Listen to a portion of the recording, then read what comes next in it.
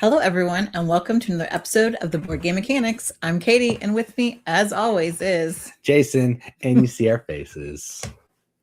Apparently in real high def, which is scary to me, but well, here we are. Let's not get carried away. It's real high def for our channel. Okay. Other channels, it's low quality, but it's good for us. It's good for us. We'll take it. So we are trying to find a way to get the podcast out more frequently to you, even though our lives are insane. And I go to bed very early, like an old person. It's true. Because I get up very early. So we're going to start with our top 50, which is what we're going to work on in this episode, at least the first 25. And then we're going to see if we can maybe find a good rhythm with doing these videos, splitting out the audio, so you still get to hear us, or if you, for some insane reason, want to see us, you can watch the video. No one wants to see us. So hopefully you're just listening to the audio and you don't have to see all the awkwardness that is happening on the camera right now. Yeah, there we go. Yeah. So we're going to count down our top 50 games of 2025, but really top 50 games of all time as decided in 2025.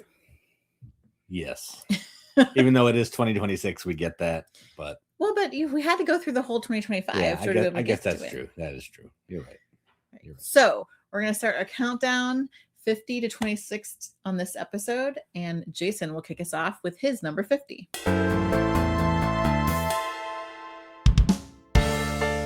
All right, so my number 50 is a game that may be higher if we played it more. 50 is pretty high for not playing this. It's been a minute since we played it, but it is Alma Mater. And this is the spiritual successor or the sequel to Coimbra. I don't know. It has the same art, kind of. Effectively, what you're doing in this game is you're taking on like teachers and students of this school. I think you're like the administrator of the college or something. Maybe it could be, but you're basically you're hiring professors from here. Mm-hmm. You're collecting students from here, and you're trying to collect different kinds of books, different colors of books. You can see here's blue here. And you're getting students, you're getting books, and you're trying to fulfill contracts on these big dogs over here to score a pile of points. It's a worker placement game. There's more to it than that. But again, we haven't played it for a long time, so I don't remember all about it. But I know that we finally played it correctly one time because I taught it like incorrectly like 4 times. But we finally played it correctly one time, and it was amazing, and I dug it. And it stuck with me. Even though we haven't played it for a while, it's just one that, I keep wanting to come back to and wanting to play. So that's where we are. So that is my number 50, Alma Mater. It's much higher on my list, actually. Like a lot higher. I'm sure it is. It's so good. I mean, I'll talk about it later, but I think that the artwork is actually really good. Yeah, the artwork's great. It looks amazing. Which doesn't always happen with the games from the Italians. But this one looks good, and the books, there's lots of ways that things can combo. I think it's good. So, yeah. My number 50, Alma Mater. My number 50 is a game that my youngest daughter actually loves and has never played, and that's because it's about her dream destination, and that is Paris. Paris is a really interesting game. Like, I find it, I don't want to say difficult to describe, but in the center, you've got the Arc de Triomphe.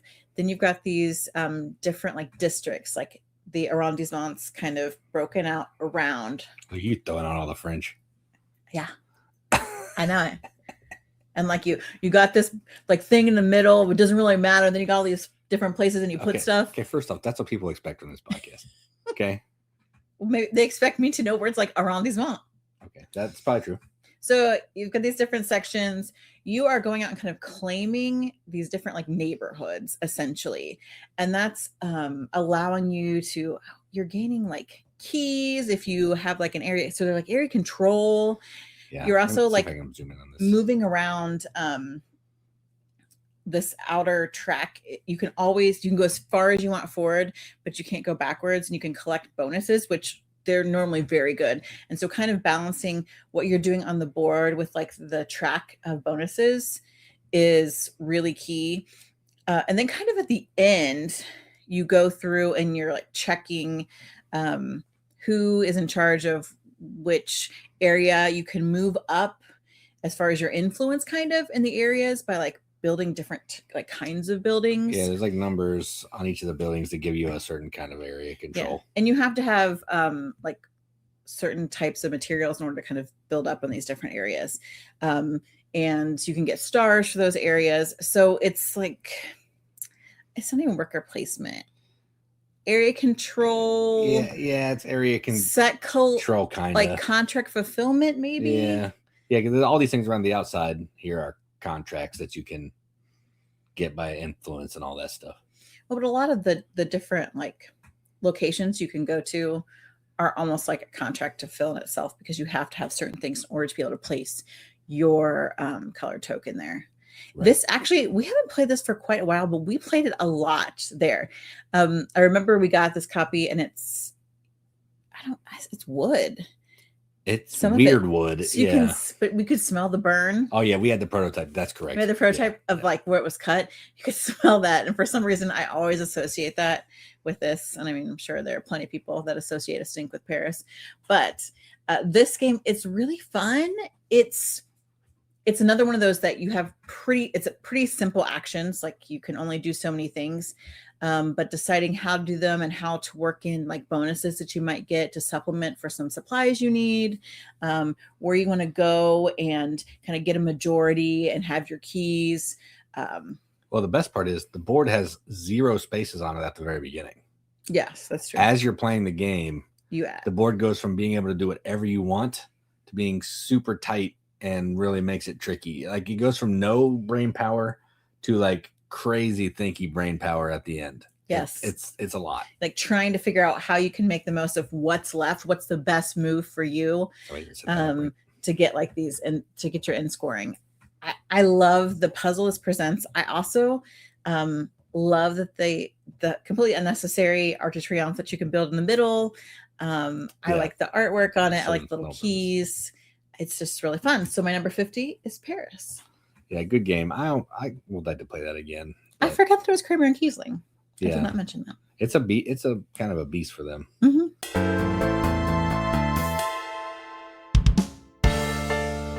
All right, my number 49 is actually a game that I have played a couple times recently, which is probably why it's up so high. But I do like bingo style games, and that's kind of what this is. And this is Eco's First Continent. Now, I say bingo style basically because the way this game works is you're pulling these tokens out of a bag. Let's see if I can find a good picture. This person here, if you're watching the video, is holding a token. And you're basically taking one of these tokens out of the bag. Whatever symbol comes out, everybody has these cards in front of them. And you get to mark one symbol of the picture that is on that tile.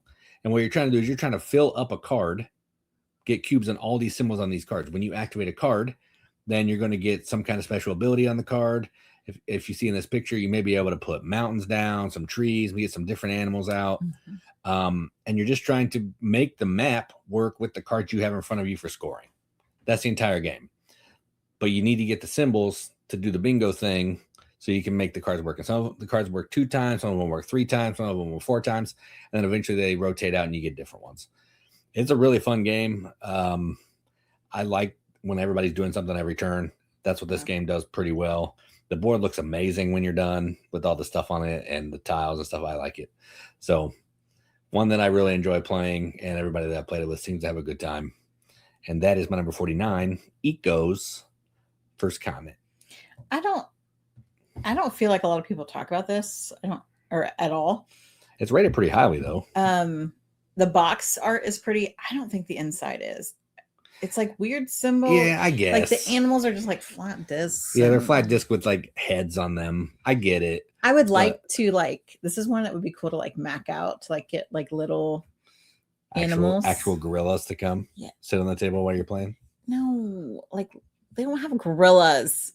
It's a gorilla right there. Oh, I didn't think there were gorillas in there. It's like rhino. I was thinking like rhinos and giraffes and little like toys. Yeah. Yeah, that would be cool. Anyway, that's my 49. My number 49 is a game that I think a lot of people would say it has a gimmick. Oh, 100%. But it's not only about the gimmick, because the gimmick has function. That game is Hickory Dickory. This, I want to say, it had a lot of like talk around when it first came out, but like a lot of things in the board game world, it died out real fast. I mean, but look at this. Look at that thing. It is amazing. So in this game, you have little mice, and each of your mice, they have like different, I don't want to say personality traits, but different abilities. One can jump far, one can carry more stuff. One could take, I don't remember what they all do. Yeah, I don't remember. It's There's been a while. 3 or 4 of them. Yeah, there's 4 of them. They all hold a different amount of things, but they do all do something else too. Right. So it's worker placement, set collection, or like, I don't know, like resource collection, resource management, contract fulfillment. Yeah. So there is a clock, and the clock has hands that actually move. And not only that, but your mice can rest on the clock hands as they move around, right? It's so great. So you're moving around as these little mice, and you're trying to pick up marbles and like buttons, I think. Here's a picture of all the stuff. Different adorable, yeah, like things that a mouse would collect, right? Dice, buttons, marbles. It gives me a very like borrowers feel, if any of you know about the borrowers. And you're using those to like fulfill these contracts, essentially, to get points. But like only so many mice can go on like a clock hand. They only fit. Let me see if I find that. And like they legitimately fit, right? Yeah, there you go. Because there's one that has like carries a big bag, and so he takes up more room than maybe the other ones. And they can get off at a space around the clock. But once they get off, that's it. So whatever is happening at that number on the clock, that ability, that action, you take with your mouse when they jump off, and deciding when to jump off, when to put them on. Again, pretty simple. You like, I mean, you can put your mouse on there just to push somebody else off, which is hilarious. Yes, because there's only so much room. So it's worker placement basically, and you're collecting stuff to fulfill contracts. Right. But like, again, like which mouse am I going to use here? They can each only carry so much stuff, and like if they're both on the same minute hand, they can pass stuff back and forth. They can share, because not every can carry everything, but you have to go to a specific place to like fulfill your contracts, right? So it becomes very thinky for something that's like a gimmicky clock that you put mice on. But it's really good. We haven't played this in a while, and I kind of miss it because it does look so cool. It's like a cuckoo clock. After looking at the pictures, like, man, this is good. It is really good. In fact, I think I had something else at my number 49, and I bumped it out because I was like, no way. Hickory Dickory is much better. So my number 49, Hickory Dickory. Yeah, I agree with all that. It is a gimmick, but I think without the gimmick, the game wouldn't work. Like the gimmick is part of the game. Like, yeah, it's a hand. It moves, so it goes to different places. Only so much fits on the hand. Like, it actually serves a function. It's not just because it's Hickory Dickory Dock. None of that. Right. Yes, that's the theme, but it does serve a purpose. So yeah, that's a good game.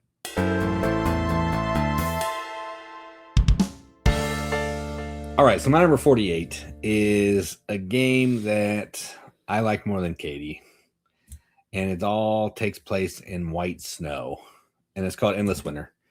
This is a worker placement game, kinda. There's 4 spaces that you can send your workers to. Let me see if I can find the board here. There's 4 spaces you can send your worker to, and each space does let you do one of the different actions. There's hunting, there's setting up camp, there's collecting cards, or like recruiting more tribe people, and then I think there's like moving around this weird like settlement grid thing that you're trying to score points. And basically you're trying to build your deck because you're using cards in a couple different ways. You're using them as workers when you put your worker out, because you need labor to do the different actions, and different cards provide different numbers of labor, and you're trying to balance all that. But you're also using your cards when you pass for different, like I think they're called sunset actions or rest actions. I'm not sure, but whatever cards are left in your hand, you can use those to then take bonus actions at the end of the round. So you're not really wasting your downtime doing anything. So you're trying to balance how you're using all these cards. You're trying to put cards in the tomb because they're going to score you points at the end of the game. You're trying to move up on all these tracks. Lots of things going on. I enjoy it quite a bit. I really like doing the little tent and like settlement thing up here. It's fun to me. But it's a really fun game. It has the Miko art. If you see it, it'll look very familiar. Yeah, that looks just like every Raiders of the North Sea game. But I enjoy this game. It's fun. I don't play it a lot because it has a lot of rules to teach, but I play it by myself sometimes, 2 players, and I have a good time with it. So my number 48, Endless Winter. I think I probably dislike it because of the theme. Yeah, it's like it's caveman dystopia. It's prehistoric and it's just a lot of white because it's snow. Yeah. I don't know. Like I would play it, but I'm not going to choose it. That's for sure. Same. I don't normally choose it either, which is why we don't play it a lot. But I do like it. Apparently, you do choose it for number 48. That's true. Thieves. Are you putting like slides in between? There will be. Oh, okay. Yes. That's what I was just wondering. I have the banner going so I can signify myself. I was like, the transition will be terrible. No, if you just I have like a bumper that shows numbers and stuff. My number 48 is a game that I've talked about a lot. I don't see it out very often. Well, it's older than like 3 years. So. That's true. I was trying to think if it's that. I've seen it at board game stores. Probably not. Probably not. You could. I'm sure you can still get it. The game is Thebes. This is one of those games, and I actually think Tom Vassell said this, where the thing that you do is thematic. The bag pulling is thematic. Yeah, I agree with that. So it's very archaeologist, which I love that theme. Like you're an archaeologist, you're studying knowledge, and then you're going out and you're going to go to dig sites to dig for artifacts. That's just a cool theme for sure. You can like Indiana Jones it up or whatever, but I just even like the academic, like I'm going to go where I learned about and then dig for artifacts. Right. I wanted to be an archaeologist at one point in my life, amongst the many other jobs I wanted to do. So this one lets you do that. You're actually using time. Yeah, here we go. In this one, which I think is also really cool and thematic. So you're using time, and that kind of determines turn order, like whoever's the farthest back goes next. But there's time for studying, so you're moving about in different places to go study, which you're picking up these cards that are books that represent like the knowledge you have of the different dig sites. It's Greece and Egypt and I just had it pulled Palestine up. And Crete. Yes, there's 5 different ones. And there's one I can't remember. Also, the easiest way is there's orange, pink, yellow, green, and blue. I'm all about the theme. So, but yes, they all have names. They're all associated on the map here, wherever they actually are. So then once you go to a dig site, you say how long you're going to be digging, and you move this like little gauge kind of thing that they have. And let's see, Greece. Mesopotamia. Mesopotamia. Yeah, they're the 5 cities. The cradle. I mean, there are other cities too, but those are the only 5 you can dig in. There are other ones where you're gaining knowledge and going to school and all that stuff. So you kind of take how much knowledge you have, and you take how much time you want to dig, and that tells you how many tokens you're going to pull out of the bag that represents the dig site. And there are artifacts, and they're different values. But there's also artifacts. There's just also little tokens that are just dirt. And sometimes you will dig 6 times and all you get is dirt. Not sometimes. All the time. It doesn't happen to me all the time, but sometimes. And also, as more people go to the same dig site, there are less and less artifacts there because they're pulling them out and there's still a bunch of dirt. And I think that's frustrating, but so thematically based that you really get into it. You're like, okay, come on. There's got to be something good in this dig site. And just working through that and like kind of balancing your time and trying to, you can also do some other things to earn points aside from just pulling. Yeah, there's some set collection and stuff too. But the theme is really fun. I think so many things work in this game. So number 48, Thebes. Oh yeah, this game's amazing. I will never not play this if somebody wants to play it. It's so good. I love pulling stuff out of a bag. I love push your luck, and this is half the game. So that's true. I dig it.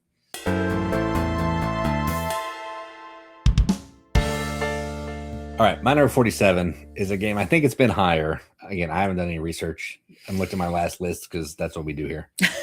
And that's Abomination: The Heir of Frankenstein. And this is a worker placement game where you are trying to collect body parts, bones, blood, maybe animal parts to recreate, to give you're building a friend for Frankenstein's monster.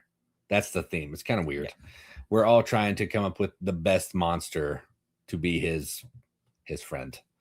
I don't know, it's weird. But you're putting your places, your workers out on the board, different areas do different things. You can go to the graveyard and take old bones and old skin and old blood, but it will decay quicker. You can go to the alley and you can kill somebody fresh. Stuff will last longer, but the cops will come after you. And if the fuzz come after you, it's harder for you to do some things. You got to pay money to bribe them off. You can go kill some animals and use their parts. You get less points. It's like using plastic in Santa's workshop. It is. It's the same thing. But it's like parts, which is disturbing in its own way. You're making a cheaper version of the Frankenstein monster. But it's really fun. It's a pretty simple game, honestly, but there's a lot that goes on this player board. There's 3 different gears where you're trying to, your humanity, your reputation, and I can't remember what the other one is. Sanity or something. I don't know. Is it like your education? Or it could be. But in order to do certain actions, you have to be at certain levels. And if you go negative on some, you can lose points. You also have to roll these dice to shock your monster alive. But if you roll poorly, your monster takes damage and you can lose body parts, all that work you did. Yeah. It's a really fun game. It's super thematic. It feels thematic to me. I mean, I've never built a monster, but from what I've seen in movies, it seems legit. So yeah, I like this game. We don't play it a ton because it's kind of long and the theme is not something that I always want to play. But Halloween time, you bust this bad boy out because it's amazing. So my number 47, Abomination, the Heir of Frankenstein. When people talk about, there's this Igor variant that makes it shorter, and I didn't like it. I think we actually played that. We did play I did not like it. I'd rather play the full game and just go with it. It's still not that long because you can take faster turns. You don't have to. You can determine how fast this is going to go because it ends between somewhere like 6 rounds or so. Yeah. Players can determine how fast it goes, but it's still long. There's no getting around it being long. But people play like Twilight Imperium and some other that's true stupid games for hours. So why not spend it on something that's real fun? Yeah, I agree with you. Yeah, I do like this game. It's not as high on my list. I don't know where it is on my list, but it is fun. My number, 47 is a Stonemaier game. First one so far. First one. I mean, I'm sure there's other ones in the 51 to 100, but this is the first one here. I do have another one in my top 50 at least one. Sure. But this one I want to talk about is Tapestry. This is what Jason likes to call Tracks the board game. Tracks the Euro game. Oh, if you're going to say it, get it right. Okay, I don't know why they're doing that. Where you basically like choose what track you're going to move up on. I'm trying to find a picture here. It's kind of a tech tree also a little bit on your player board because as you're like putting out these little different types of structures, you are giving yourself like better things to get on like a resource round. So these pictures, there's like a theme. It's like the theme is like civ building.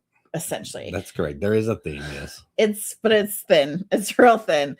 Except I don't know. The last couple times we played it, we've really gotten to the theme and talk about like how like one person's like really advanced. Like I think my cousin Jeremy, his people got to the moon, but they were real bad at like technology or something. Yeah, like they couldn't even like somehow they were in space. They didn't have a banking system or something. I don't know. Yeah. Because if you can pay attention to different tracks actually and really like use that to propel your points.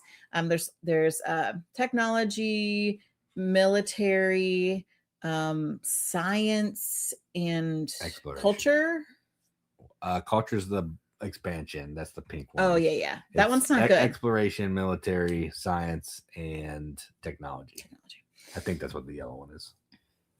Yeah, that sounds right.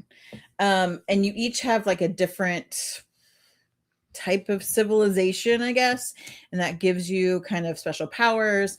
You also get like these really cool monuments or buildings. Like this has miniatures. This is one of the first games we had that like had miniatures that I thought, oh my gosh, Jason might die, right? That could just be flat polyomino pieces, but they look cool. But they look really cool, and they fill up like your little civilization board that can give you bonuses that way. So it's really about utilizing the resources you've gotten, like getting some bonuses to like hit so you can go further, do more, choosing which track is going to benefit you the best. Jason like sometimes likes to do all military. Love it. It does not work. No, but have fun all the time. Yeah. I always play the games that are, I play the way that's terrible, but I enjoy it. So my favorite, I think, is exploration. What's the track that moves you on other tracks? That's the science one. You love the science one. I love the science because so when we first played it, I'm like, I don't understand what this game is. So I'm like, oh well, this track moves you on other tracks. Cool. That seems like a good way to go. It's not terrible. And it is a pretty good way to go. There is an expansion, the arts and culture. There's 3 expansions. Oh my gosh. We have all of them. Oh.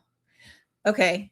The other ones are just like different. Yeah, there's one that adds like some starting buildings and some extra buildings. There's one that adds an extra track. And then there's one that adds like fantasy civilizations. Okay, so the one that adds the extra track is crap. I'm sorry, Jamie. I don't like sorry. it. Yeah, I don't like it either. I really tried it and I wanted to love it because arts and culture is my jam. It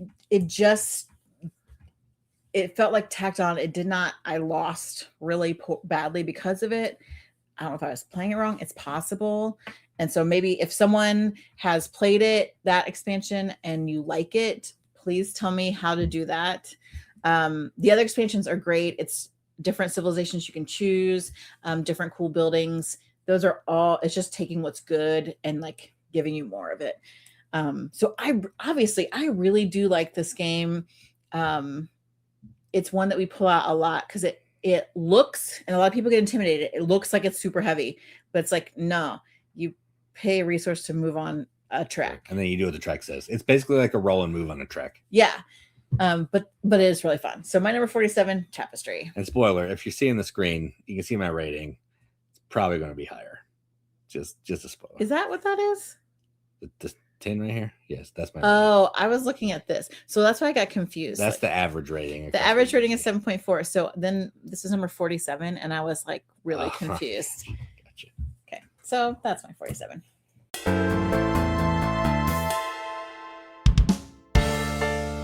All right, my number 46 is actually a newer game. I mean, What? It came out in 2025. That's rare for us. Wow. And this is a game we backed on Kickstarter because we love the company's other game, Distilled, Paverson Games. And this is, I don't know how to say it, Luthier? Is that how you say it? Luthier? If it's French, it's Luthier, but I don't know. Luthier. They make instruments, people that make instruments. The game is basically, it's a blind bidding worker placement game, which means you have these workers that have numbers on them, and you're going to a spot and you're putting the numbers face down. So no one knows the strength of your worker. And they range from like 1 to 5 or 2 to 5 or something. And you can bump them up with these assistants. And whoever has the highest value at these locations gets first action at the location. And what you're trying to do is you're trying to get different instruments that you can buy, repair, and fix, which will put your instrument into the orchestra pit. You're trying to build instruments by meeting different criteria, it's harder to build than it is to repair. Yes. And then you're also trying to get these patrons. They want certain types of instruments. They want certain types of songs performed. You're trying to complete these different goals. You're trying to get first chair in all these different locations. There's a whole lot going on here. But ultimately, it's go to a spot, put your worker face down, and then resolve the spots when it's your turn. You place all your workers, then when it's your turn again, you pick a spot to resolve. But it's a ton of fun. It looks gorgeous. We don't have the deluxe, of course. That should be no surprise. But it still looks amazing. Vincent Dutrade art. Vincent Dutrade art. Really cool gameplay. My only issue is it might be a little long if you're playing with 4 players because it takes a minute to do all the things. But again, you can speed it up if you want to. Players can play a little faster. That's a player problem, not a game problem. But that is my one critique of it. But I love this game. I'll gladly play it anytime. Setup's a little long. Tearing down's a little long. Yeah. And the teach is not. I don't like teaching it. It's kind of a beast of a teach. But aside from that, I enjoy this game quite a bit. So that's my number, whatever this is. 46. Luthier. I like this a lot, and I will return to it. There are some games where, yes, like I feel like they take a long time, but for me, I want them to take long. It doesn't feel long if I keep wanting turns to be able to do more things. Correct. Yeah, I'm never bored. And this is one of those where I'm always like, oh man, if I just have one more turn, I could finish this and put this guy here. And yeah, it's a lot of really interesting components in that one. Okay, my number 46 is a theme that I love, an Asian theme, and this is Yido. So every time I talk about this game with Jason, I'm like, oh yeah, is this the one where like you like try to kidnap people? And yeah, sort of, because you can have contracts to fulfill, and some of them are kidnapping people. But it's a rondel, and at different times, different sections of the rondel are closed off. So you're worker placing out there to get different things at these different areas. Some of them are or weapons that you might need. Some of them like coins that you're getting. Those little Buddha favor things. Yes, those favors. You're getting food. Sort of. Yeah, sort of. Yeah, it's points, basically. Yeah. But you're going to different places to get different things because you're fulfilling some contracts as your ninjas, samurais are doing these things because you're trying to like sabotage other clans so that your clan can come out on top. It is not particularly nice to look at. I mean, it's not. I don't think it's awful, it's but not terrible. Not, the box art is woof. The inside art is much better. I've never played it with those different names. Clans? What's that? That's different players' clans. I don't remember getting one of those. Yeah, is that what it looks like? One of those. That's the player board. Does it tell you stuff about your clan? You put your little dojos and stuff on these sections here. You put your geishas there. I know, but I don't remember like the names. Yeah, it has the so much for theme for you, huh? I swear I've never seen that. I promise you, I can go get the box. I want you to get the game right now. I'm not good enough to get the game. I have never seen. That's what's in the game. I promise you. It looks just like that. I know. I recognize the other parts, but I don't remember there being like clan names at the top. There are clan names. Maybe it's because I always play yellow and it's real light and I can't see it. Could be. Well, it's also kind of irrelevant because you're focused on the cards. Yeah, but it's not irrelevant to me. You know that. Clearly it is. If I had known it was on there, I would have talked about it. It can be kind of mean. Because just those guys in the middle there are the mean ones. The ones that block off different spots. And you can stick them on people. You can, and you can go and like keep people out of certain spots because there's only so many openings for your worker placement to be at those places. But yeah, I'm always like, ooh, I want to go there, but I can't. So what can I do instead? And I want to go there, but it's closed off. So how can I wait for another turn? And the theme's fun. I really like it. So my number 46 is Yido.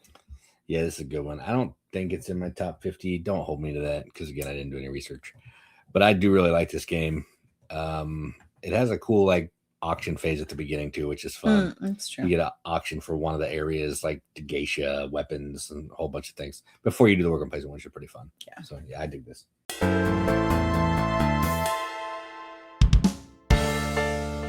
All right, my number 45 is a game that Katie has not played. So I can describe this as poorly as I want to. And she can't say anything. I mean, I can, but I guess that's true. And it's Russian Railroads. It's been a minute since I played it in real life, but I played it on Board Game Arena a couple times.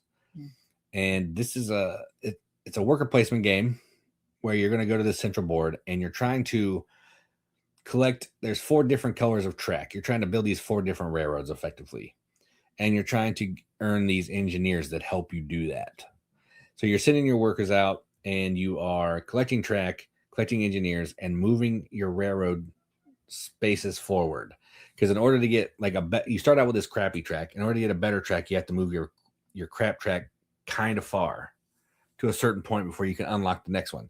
Then it keeps going till you can unlock the next one. There's 4 total that you're trying to get out there, but you can't until you move other ones farther ahead. And you're just trying, the farther you move on the track, the more points you get. There's also some technologies that you can click under your board. There's like this other track that you're moving around down here to score some points. A bunch of tracks. That's kind of why I like it. It's a worker placement game with a ton of tracks. The player board is all tracks, trains, tracks, but actual tracks. And you score, everything gives you points. At the end of the game, you're looking at 250, 300 points. It's insane. You actually have engines that allow you to move the track as well. So you're trying to collect different engines that you can add them together, which helps you get farther along. Whole bunch of stuff going on here. I'm describing it poorly, which is no surprise. But it's a classic game. People know about it. It's ranked very highly. Go watch somebody else's video and they'll show you better stuff than me. But I love this game. It's fantastic. Someday I'll get Katie to play it. And do we own it? Yeah, it's right behind us. I thought so. Yeah. So that's my number 45, Russian Railroads. It's up here somewhere. Oh, I see it. My favorite part of the explanation was the words crap track. It's crap. It's a crap track. The black track is a crap track. You got to get the better track, but you got to move the crap track to get the better track. It works. I'm not saying it didn't. I'm just saying that was my favorite part. That's a Jasonism. My number 45 does not have a crap track. In fact, it has a lot of great things. And that's... Every game needs a crap track. That's viticulture. Viticulture, this is classic. And it's classic for a reason. You are operating a vineyard. This is actually a really interesting game because I think of it as having, it's like kind of a next step game from a really basic beginner to like, okay, we're starting to get into planning further out, managing multiple things. And I actually worked with a woman who, she and her friends loved wine. They were like, would go on like trips to Europe and, go to wineries. And she's like, oh, I heard about that game that you said you played, Viticulture. I am going to get it. And they watched a video and she and her friends figured out these are not game people, mind you. But was that Art the Clown? Oh my gosh. That's funny. All right, keep going. Anyway, viticulture, you're running a vineyard. So you are like upgrading the different places so you can plant your grapes, you can give wine tours, you're going to harvest the grapes to make wine. The wine is going to age.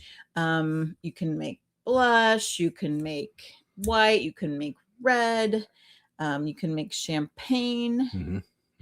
Mm-hmm. You're playing, there are also cards that allow you to do different things, which is really great. It's worker placement, so you're going different places.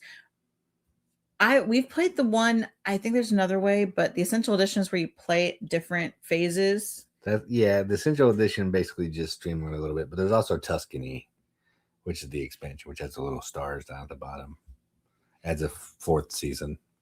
Okay. There's 3 seasons normally. I think Tuscany adds 4. Have we played Tuscany? We played it one time. I know. Okay. I played it a couple, but I know you played it once. Okay. I was like, I don't remember that. But yes, there's different seasons. So you are completing actions like within one season before you're moving to another season. But you're kind of planning all of it out at the beginning. So you're also planning what time you're getting up, which dictates your turn order, but also what bonuses you get at the beginning of a round. Money is tight. So the cards are really vital to give you extra things. You're trying to sell your wine for as much as you can so that you have the most points. Yeah, it's a race to 20 or 25 points. Yeah, that's the only part I don't like. I hate this points race. I should be able to work my vineyard a number of turns and you work your vineyard and then we'll see whose vineyard's best at the end. Nope. But otherwise, so great. So that's why it's my number 45. Viticulture. Yeah, I think this is higher on my list. Really? I'm not sure. I don't know for Who sure. knows? Who knows? We'll find out when we get there.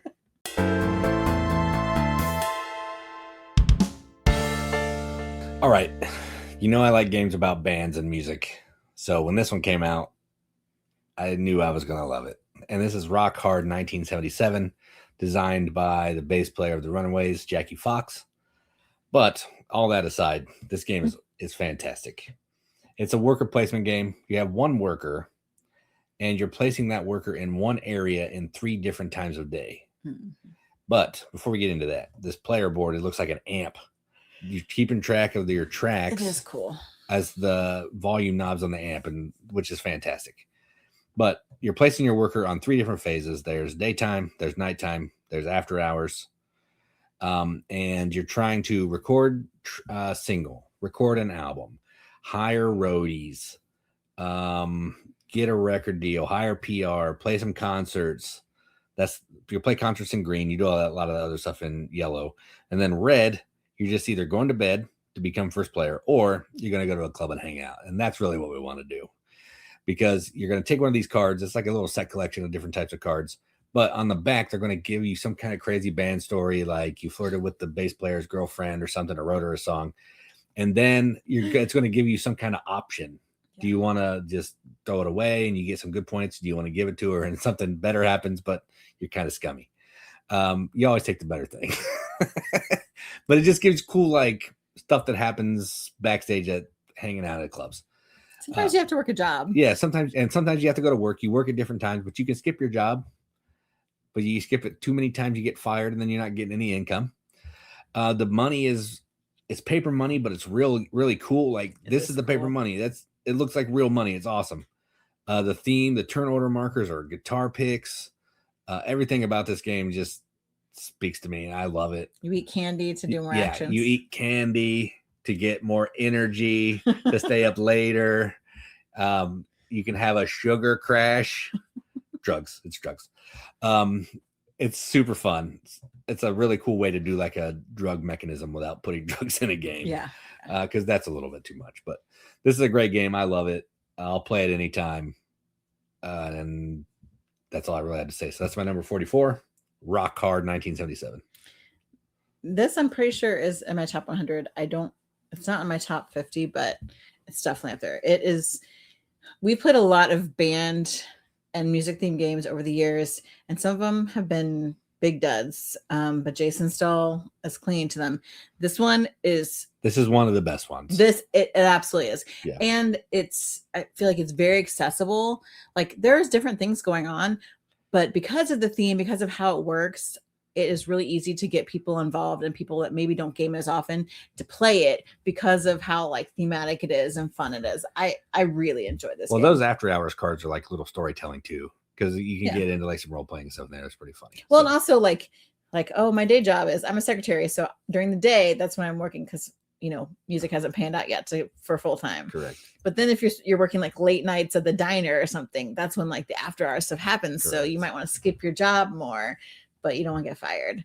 Yeah, it is really good. That's very good choice. And if you don't like it, Mike, you're wrong. Okay, so apparently I'm like a Stonemaier fangirl when I look at my top 50. But not too much. Like moderate. Because Tapestry, we had Viticulture, and now my number 44 is Wingspan.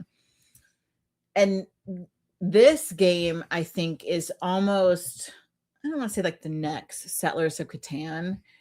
It could be. But a lot of people know about this game. A lot of people have played this game because a lot of people are into birds, which at the beginning, I poo-pooed this game because I hate birds. I'm going to say it. I hate birds. I say this every time. You can like birds. I just don't trust your judgment. But again, eventually I'll get old and we'll watch birds like everybody else. So here we are. Oh, hang out with old people who watch birds. That's true. We also do that. This game is great because there's only like 4 actions you can do. You can play a bird, you can get food, you can lay eggs, you can draw some cards. That's it. It's true. But the best thing is, as you play birds, they let you do other actions. They let you get different powers. You can do things like, we have the gigantic dusting box. We are all in on this one, right? 12 billion cards of birds, which also is kind of frightening. There are that many different birds in the world. Yeah. It's incredible how many there are. So many birds from all over the world. And even though I don't like birds, like, the art is cool. I like learning little facts at the bottom. And different from the different expansions that are out there, you get different ways that you can score or interact to kind of extend your turn, basically from those 4 actions. We've talked to a bunch of people. It is really good. It does take a little bit to set up, especially when you have all of the things. Yeah, the nesting box is supposed to help, but it doesn't really help because it's still a whole lot of things. But I really like this game. It's so good. It's fun. And And a lot of people that aren't super gamers can get into this, even though it looks intimidating at first. I always say you can do 4 things, and that helps. So my number 44 is Wingspan. Wingspan is good. It's my favorite of the span games. All the spans. All the spans.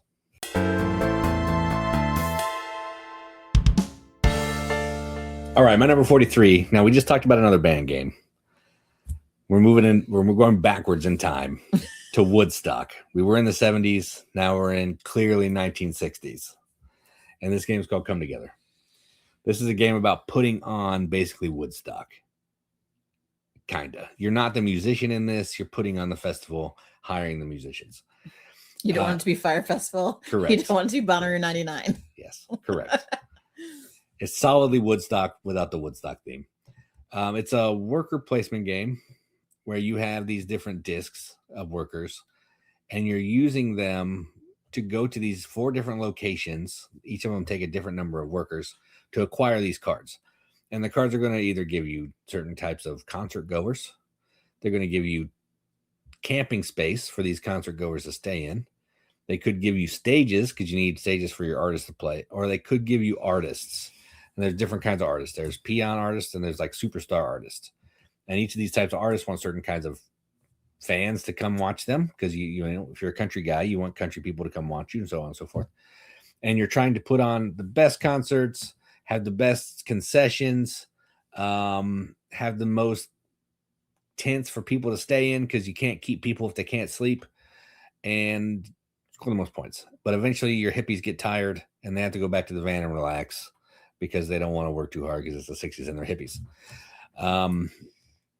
That's it. That's kind of the game. And every so often, I think there's 3 rounds, and every round there's going to be some scoring thing that happens, which are some of these top cards here. It's a really fun game. It's probably, honestly, I think I might like Rock Hard better, but I like the way that this has some different things that I'm doing. I feel like maybe this theme would be a little more accessible than actually being the rock star. I don't know. Like either way, like I'll play either one of them anytime. They could flip numbers. It doesn't really matter. So my number 43 or 44, whatever you want it to be, is Come Together. But I have it as 43. The artwork is cute on this. I just feel like it's kind of punitive. Like you have to have a lot of things. You have to have this ticket and this tent and these people for this artist. Which of the games I like? I like the games that make me do a lot of things. So Rock Hard doesn't make me do anything. I can do whatever I want. This one I had to. Yeah, but you can do whatever you want, but you're trying to find a way to actually succeed. This is like, sometimes I feel like I can't succeed, and I really don't like that. It does feel like that sometimes, yeah. So that's why I'd rather play Rock Hard. My number 43 is one of the T games, and it would be my favorite. I'm pretty sure I don't have anything higher than this, and that's Tekkenu Obelisk of the Sun.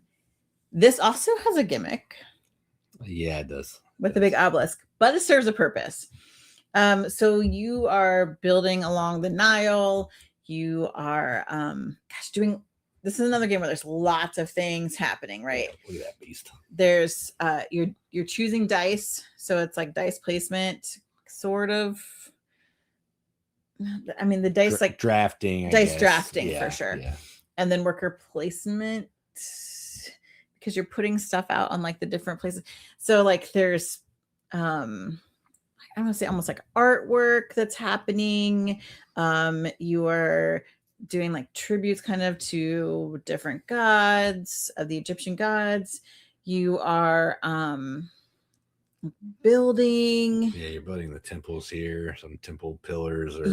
It's just there's a lot of stuff happening. There's also this like balance scale of like light dice and dark dice, which that part's kind of dumb. That part's kind of dumb, but it does like force you to choose different dice. So it kind of limits what you're working with a little bit, and the different colors do too. So that forces you to kind of think a little bit more.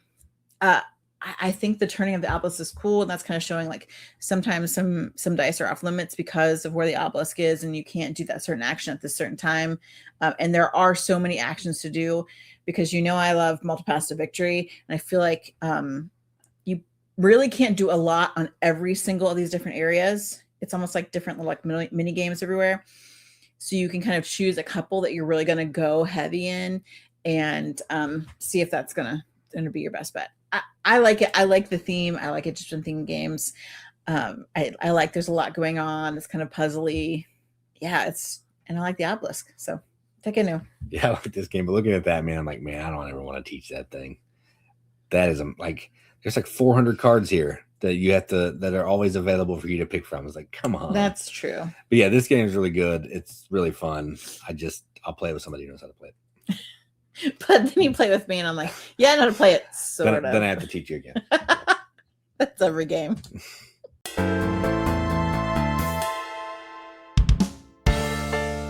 All right, my number 42, push your luck. That's all we got to say here. Push your luck, pulling stuff out of a bag. Push your luck while pulling stuff out of the bag is amazing. It's kind of deck building too. Yeah, kind of. This is Deep Blue from Days of Wonder and all those people, but I'm not going to try to say their names. And basically, you are like these deep sea artifact explorers, and you're trying to go hunting for artifacts under the water. And what that really entails is you're moving around this board, and you're encountering these dive sites. You have to flip over tiles. You don't know what's there until you get to it. And then you're trying to pick certain areas of this dive site because it may let you get more cubes out of this bag. You're also going to have crew that will score like maybe a gem that's worth 7 points instead of 2. Could let you hold your breath longer. Could let you have extra energy or fight off a monster or something. Because there's monsters. They're not monsters. It's like sharks. Oh, yeah. Well, they're sharks, and you can lose oxygen the more you're down there diving. So you're trying to make the best of your dive, get as best gems as you can to score the most points. You're going to put your points in these cool little treasure chests, and that's going to be your score at the end of the game. It's super fun. It's not hard to play. It's just moving around and collecting. But the fun thing is that Katie always likes to do is you can jump in on someone's dive. When someone's about to do a dive, if you're a space away, you can jump into the card, and then you can use all your cards available, and you may get more points from them from the dive, because if they sink, they're out, but you can still score points from the dive. So you're really not out of anything if you tag along, which is a pretty cool feature in a push your luck game where there's no risk ever joining in. Most of the risk is on the person who's pulling out of the bag. But yeah, really fun game. I like it. I don't know why it doesn't get a lot of love. It's not rated super highly, I guess. Yeah. 3,000 is for a Days of Wonder game is not very high, but I really like this. I don't know. It's fun. So that's my number 42, Deep Blue. I do like it. I don't think there's no risk to jump in because you're using your cards. Generally can't get as much. Yeah, you only score from your cards. No, right. Nothing else. Yeah. You only get cards that like scores for what cards you have. And also I think you then can choose to like get out at some point. But if the one who's doing the dive gets out, like you're just whatever you had. Correct. The diver gets points for the gems and the cards. People who tag along only get points for cards that they play. Yeah. So there is a little bit more benefit for diving. So I've played we played one game and I did not initiate dive. I'm pretty sure you won too. At all. And I did win. Yeah. But I did spend a lot. I kind of play where I really work on my cards and I really try to get a good card engine going so that I am like finding multiple ways to score on different gems, which is what you need to do if you're only going to like jump on somebody else's dive. And because I don't like so much of the push your luck aspect, makes me nervous. Makes my butt cheeks tight. So I'd rather just have the cards, but it is really fun. I think I made Jason real mad the last time we played. So that's also fun. It was fine. Yeah, that's normal. Yeah, it's a good game. If you haven't played this, give it a shot. My number 42 is probably criminally low, and it's the lowest it's been since I've done these lists. It's very low. Way too low. Oh my gosh. Part of it is I haven't played it in a long time, and it's really difficult to get to the table. It's The Gallerist. Uncle Vital. Oh man, this is so good. This is my highest Vital Lacerda, which may be bad, but we don't play them a lot. We don't play them a lot, and even this is difficult. Jason just played this on a game weekend with Mark and Jamie. The Board Game Man. Check out his channel. Hey guys. And I think the theme is really cool. So in some ways, it's one of the easier Lacerdas to teach because you're like, oh yeah, easy. Yeah, and really is with a grain of salt because it is not. Like his games are not easy because there's main actions, there's actions you can tag off on other people. You have to do these different things to get the things to get something else. Every time I play this game, I'm like, okay, I want to sell a painting at the market. What do I need to do? Okay. Well, gotta buy a painting. I need to go buy a painting. Gotta get a contract. But then I also want to get a contract. But I just want to get the artist for the painting to like be more famous, so then I could do some other stuff. And then, yes, there's four worker placement spaces. There's 8 actions. That's it. That's the entire game. And so you're like, oh yeah, no big deal. Yeah. It's a lot, and because we haven't played it recently, it's probably lower. Our gaming has just tended to be a little different. Oh yeah, we never play these kinds of games. Rarely. So I don't know if it's like I like the idea of it or I like the game. I'll tell you, I still like the game.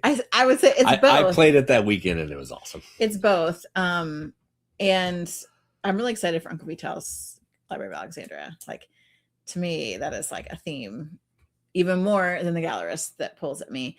So I like the idea of him doing games that lean heavier into the theme. So it makes it easier a little bit for you to kind of get the concepts of what you need to do. But, tool art, remember that? Mm-hmm. I actually hate the box cover on this. It's pretty bad. I feel like it looks like somebody ripped open a package partially. I think that's the point, but like it's like a canvas behind it. I wouldn't have chosen that. But the actual... Well, and our daughter wrote on ours, so we have some scribbles. Well, yeah. But it's fine. The actual board itself, very clean. I like the colors used. I think that was a really great choice. It is a really good game. It just is hard for us to get to the table. If we were looking for a game just to play the two of us, this is something that we probably could do because it is a little bit easier with less people, I think. Mm-hmm. It's faster. Yeah. And it's a challenge, and I do like a challenge. So 42, the Gallerist. Where is this on your list? Is it on the top 50? What kind of question is that? I don't know. I was like, you just said criminally low. I know for 100% that this is way higher than this. Okay. Yeah, I love this game. Spoiler. This is my favorite Vital game. Mostly because I can play it the most. But I'll talk about it more later.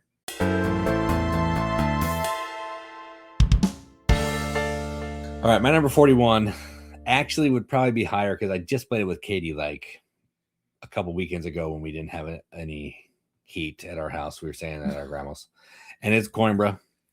And yeah, this game is amazing. Criminally low. It's criminally ranked. It's been number 1 for me before. How has it fallen to 41? Know, just because I haven't played it in a while. And there were some other ones that I don't know. It's where it is. But this is a dice drafting game where you are taking a color. There's dice of like 4 different colors, I think. And you're taking a die and you're using it for pips and for colors. At the beginning, you're using the pips to buy these different workers. You may pay for them in money. You may pay for them in military, but the value of the die is what you're paying. And then later on, you're going to use the color of the die to move up one of the tracks and collect income. So black is military, orange is money. Purple lets you move around this board to put up like these houses and these different buildings and use them. And green is just straight up victory points. So you're trying to balance how much you want to pay for a card versus what color die you're going to take. You're only taking 3 dice. You're only playing 4 rounds. So you're taking like 12 turns the whole game. Mm-hmm. So you're trying to make the best of everything that you can do. And it's super fun. Had I ranked this after I played it last time with you, it would probably still be higher. But that's just where we are right now. It's not a personal mistakes attack. Were made. Yeah, mistakes were made. But it looks amazing on the table. It's really fun. And with 2 players, there's like some of these like dummy dice that make it a little harder to get the cards over here just to simulate more players. Mm-hmm. But otherwise, it plays exactly the same. Yeah. Fantastic game. I'll gladly play it anytime. Glad we got to play it here in the last couple of weeks. And yeah, so that's my number 41, Coimbra. And at 2 players, it was like really fast. It was less than an hour. Well, we both know how to play it too. That's true. Yeah. I do have a rank to 10. That's from because it was. I think last year was my number 1. So even though it's fallen a little bit, it's still a number. It's still a little bit. It's still in the top 50. What do you want? Oh my gosh! There better be games in my 30 and 20 and 10. They're better than this. There better be, or it's fake news all over again. Here we go. My number 41 is no surprise, and actually, this is probably lower than it really should be, but I haven't played it because I ran out of cases for the most part. And that's Sherlock Holmes Consulting Detective. My personal favorite is the Jack the Ripper and the West End Murders. So good. Jason will argue this is not a game. I stand by that. I don't think it's a game. I think it's an experience. And that's not necessarily bad. It's just something that I want to do. It is something I definitely want to do. It's a game experience. I love Sherlock. And there are lots of games that are Sherlock themed for sure. But this to me is so thematic for Sherlock. You basically get to be Sherlock. Is there a lot of reading? Yes. Does that bother me? No. If that bothers you, then yeah, you probably wouldn't like this. And maybe if there were an app to this. An app would be cool. An app would be really cool. And also, I think would actually make it for a better gameplay because you get these booklets and you're chasing down leads and they tell you to go to different places. And those different places are numbers in the book. Well, you can sort of see the other numbers. I mean, you're not trying to read them, but they're there and they're for different clues. So if you had an app and you could just enter the number, that would be amazing. Yeah, like Forgotten Waters does. Yes. That's how they do it. So there are newspapers. There are different cases. You get to go. You can talk to Scotland Yard. You can go to the crime scene itself. You can hunt down people. And it's not just like, oh, it was Mrs. White in the library with a candlestick. It's like, especially the West End murders, you solve each murder, you solve it, but it's like, who is the murderer? Where did you find them? Like, what was like the murder weapon and where was it? And then other even questions that are like unrelated to the case, the exact case, but you will come to those answers as you're playing. Isn't Jack the Ripper the murderer? But who is Jack the Ripper? Oh, okay, I gotcha. Yeah, I mean, this game has me like, me and one of my very good friends, we play it. She's writing notes. We have a magnifying glass to look at the map of London. We've got papers spread out. At one point, I was putting down different pawns to show all the different locations of these different murders and where people were. And now, most recently, they did one where it's in America. It's like Cthulhu themed. Americans always be ruining it. It's terrible. You can't put Sherlock in America. That's weird. It's not, but it's not Sherlock. You're like this Bureau of Investigators, right? So that at first, I don't like that. But also, this Cthulhu themed, it's got like supernatural elements. So whereas in a lot of the other cases, you use natural deduction. Like one case I solved because I know like, oh yeah, this would scrape here and it would be here. Like logical things. Like, okay, someone would have to climb out this window to get here. I can't logically figure out that some elder god met these people in the basement and they became possessed and made like golems that showed up. Like you can't. So that's been very disappointing. And so as much as I love this, it's almost like it has to be sunset because there's no more. And it really makes me sad. Well, there might be more at some point. I hope so, but I hope they go back.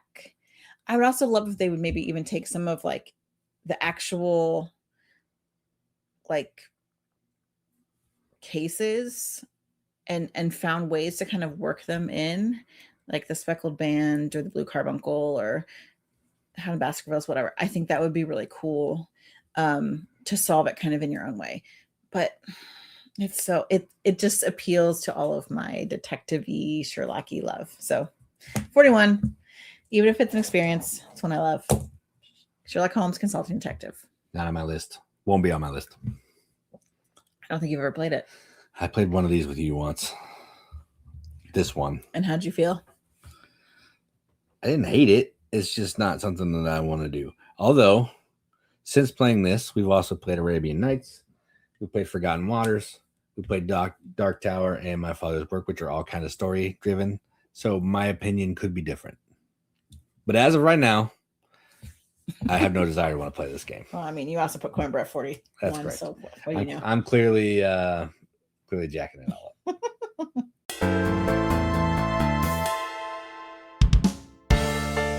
All right, so my number 40 is a game that's also been my number one game of all time. Oh my gosh. Probably much higher on Katie's list. Much. And it is Grand Austria Hotel. And I think, honestly, this would be higher if we played it more. And I haven't played it on BGA at all. So it's just not getting any play. So this is a dice drafting game where you're taking a die from one of these 6 columns.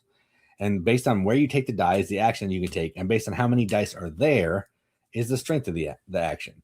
So you're trying to collect streusel and cake. I forget what this is. Yeah. And then coffee and wine. Mm-hmm. But you have to do greater than or equal to. So, you're trying to collect all those goods, trying to open rooms in your hotel. You're trying to collect money, and you're trying to move up on the emperor or king track. I'm not sure which one it is. The inspection track, I guess. You're going to hire workers, and these are wild. These can be anything else, but you have to pay $1 to use these, $1 per die to use these. And you're just trying to create rooms, serve the guest. Guests of a certain color can go in certain color rooms, the same color rooms. Greens can go in anything. You're trying to close off sections of rooms, score points.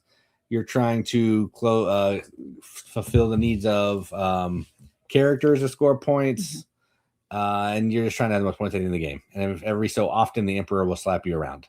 Looks like rounds 3, 5, and 7. He doesn't necessarily slap you around. You just have to be prepared. He always slaps me around.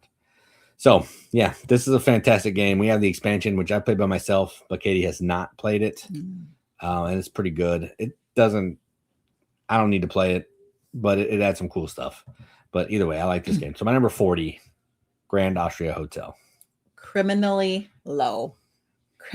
This game is so fun. And just seeing, describing it again, I'm like, oh, yeah, so good. Oh, so good. We need to play this. We do. Love it. Yes, it's very good. It's a great game. I'll say that. I will wax eloquently on it later. Yeah, Katie will talk about it later. My number 40 is a game that I think maybe I bought you for a birthday or something. Yeah, Father's Day, something like that. I don't know, I just thought it seemed cute, and I feel like I like it way more than you do. That's Santa Monica. So Santa Monica, you are building a beach. I think it's fun. You're building the beach and also the boardwalk next to the beach. So it's tableau building, right? You are drafting cards, and they're in pairs. So you get a pair of cards, whatever they may be. No. Oh, this isn't pairs? Oh, this is... You get that's the something front else. card, or you can pay to take the back card. Oh, right. Yeah. Because you've also got these little, it's a food truck, right? Food truck and a foodie. That move around to try and kind of help mix little up pink things right there. What you get from the cards. You can collect sand dollars that'll help you break the rules a little bit, but you are drafting these parts of the beach and or boardwalk, and you're trying to put them in a way that maximizes your score, which I think that's such a fun little puzzle. You can get point, and there's different kind of overall goals that you're working towards. Maybe it's having the most number of waves out in the water, or it's, I was trying to think of another overall. Well, you're trying to get certain people into the little circles too. Well, yes. So you're also trying to score on the cards as well. So some of the cards have activities where you need to get there's tourists, there's locals, and there's VIPs. VIPs trying to move down the beach. Sometimes they go in these circles. So if you draft a card that has an activity on it, you have to have the people in there, or you're going to miss out on some points. I think you lose points. You do lose points. It's pretty it's kind of I don't want to say it's vicious, but you are making sure you check all these boxes, which I think is why I like it so much. And also it's just a fun theme. Like there's beaches that happen on the wedding. You got to, put people there. There's people playing volleyball. There's This person only built on the right side and it looks fantastic. I almost always only built on the I right built side. on both sides. There are some cards that are like, hey, you stop building on this side because maybe there's like a shark or something out there. You can have swimmers. And then a lot of on the boardwalk cards, you're also trying to like keep certain types of cards next to each other or in a chain. And that will give you more scoring opportunities.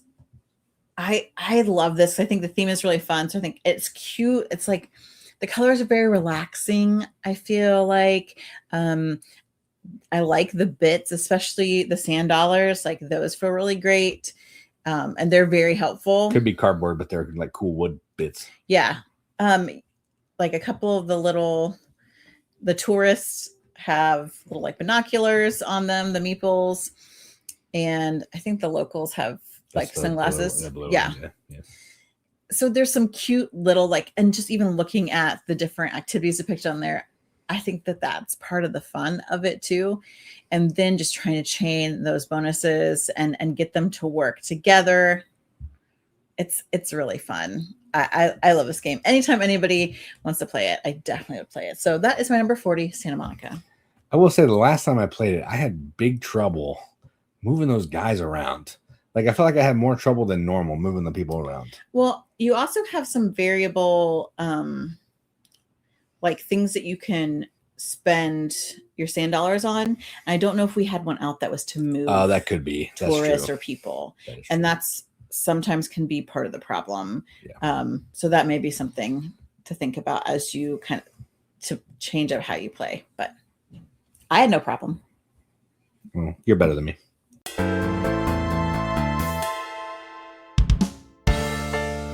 All right, so my number 39 is actually it's Clank Legacy, but I'm going to incorporate all Clanks here. But this is my favorite version of Clank. I'll gladly play Clank at any point. I don't really like Catacombs, but I'll play it. I like all the other Clanks. But Clank Legacy it takes the basic Clank and it turns it into like a 12 or 13 game campaign where stuff changes. You sticker board, you tear up cards, all that kind of thing. Might be some spoilers in here if you're looking at it. I'm just clicking on pictures. Not trying to hurt anything. It's been out for this long. It's been out for a long time. It's spoiled. That's on you. Correct. So this is kind of the map. It's a deck building game where you're playing cards to move around the map. You're trying to get below ground to collect artifacts, and then you're trying to buy other cards to score points, and then you're trying to ultimately get back above ground with your artifact so you can score. If you die underground, you don't get any points. If you die above ground and you have an artifact, you get to score your points. If you get all the way out with an artifact, you get an extra 20 points. That's the gist of Clank. The Legacy version is a little bit different, but it still all plays the same way.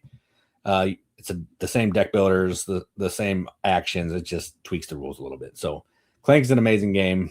It's quirky. It's silly. The art is funky, but I really enjoy it. It's got minis. I love minis. You know that. But yeah, this is a really fun deck building game.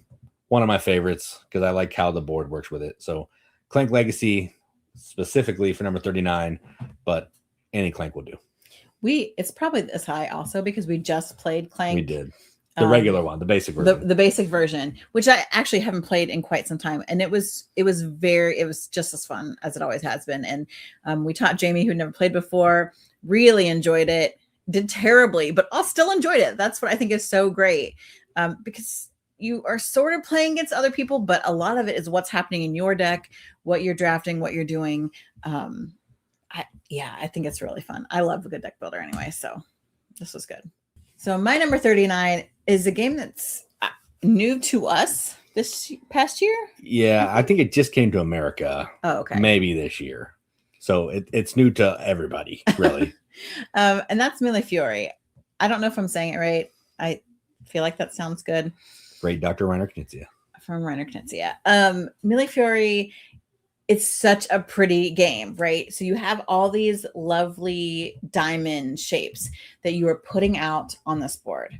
And so there's essentially like just different sections of the board that where you're putting your diamonds based on some cards in your hand that you're using to play. And they determine where you're going to put your actual your player piece. They're like see-through, which you can see kind of what's underneath that. I think I like that. So you've got a section where it's almost area control like in some ways. You are building up on these pyramids. You are moving a boat around. You are getting goods in a chain. You are then selling goods. Points out the yin yang, like just all over the place. Points and points and points. You can get some really great combos that fire off from one to another to another. Oh yeah, you can have like do 6 things in a turn. It's amazing. Yeah, which to me is what I really love about deck builders and games like that. So I like that this does that in the board game. It's also very easy. In that your turn is you pick a card and you place your token. Correct. And then after that, it's then this chain reaction, and also deciding, well, where do I put that? Like if I go here, maybe I'll get a bonus. But if I go over here, I'll keep so-and-so from like taking this. Yeah. And there's kind of a race to be the first person to do something because you get a bunch of bonus points. So right. So it's a juggling kind of thing that's also happening, but still a very like, again, simple mechanism to play, but really great choices. So it's my number 39, Millefiori, and this is new, so it shot up pretty high. Yeah, this is one of my favorite Knizia games. I don't know where it is on my list, but I think it's at least in the top 100 somewhere. I do remember looking at my list and saw this in there. This is a fantastic game. It's great.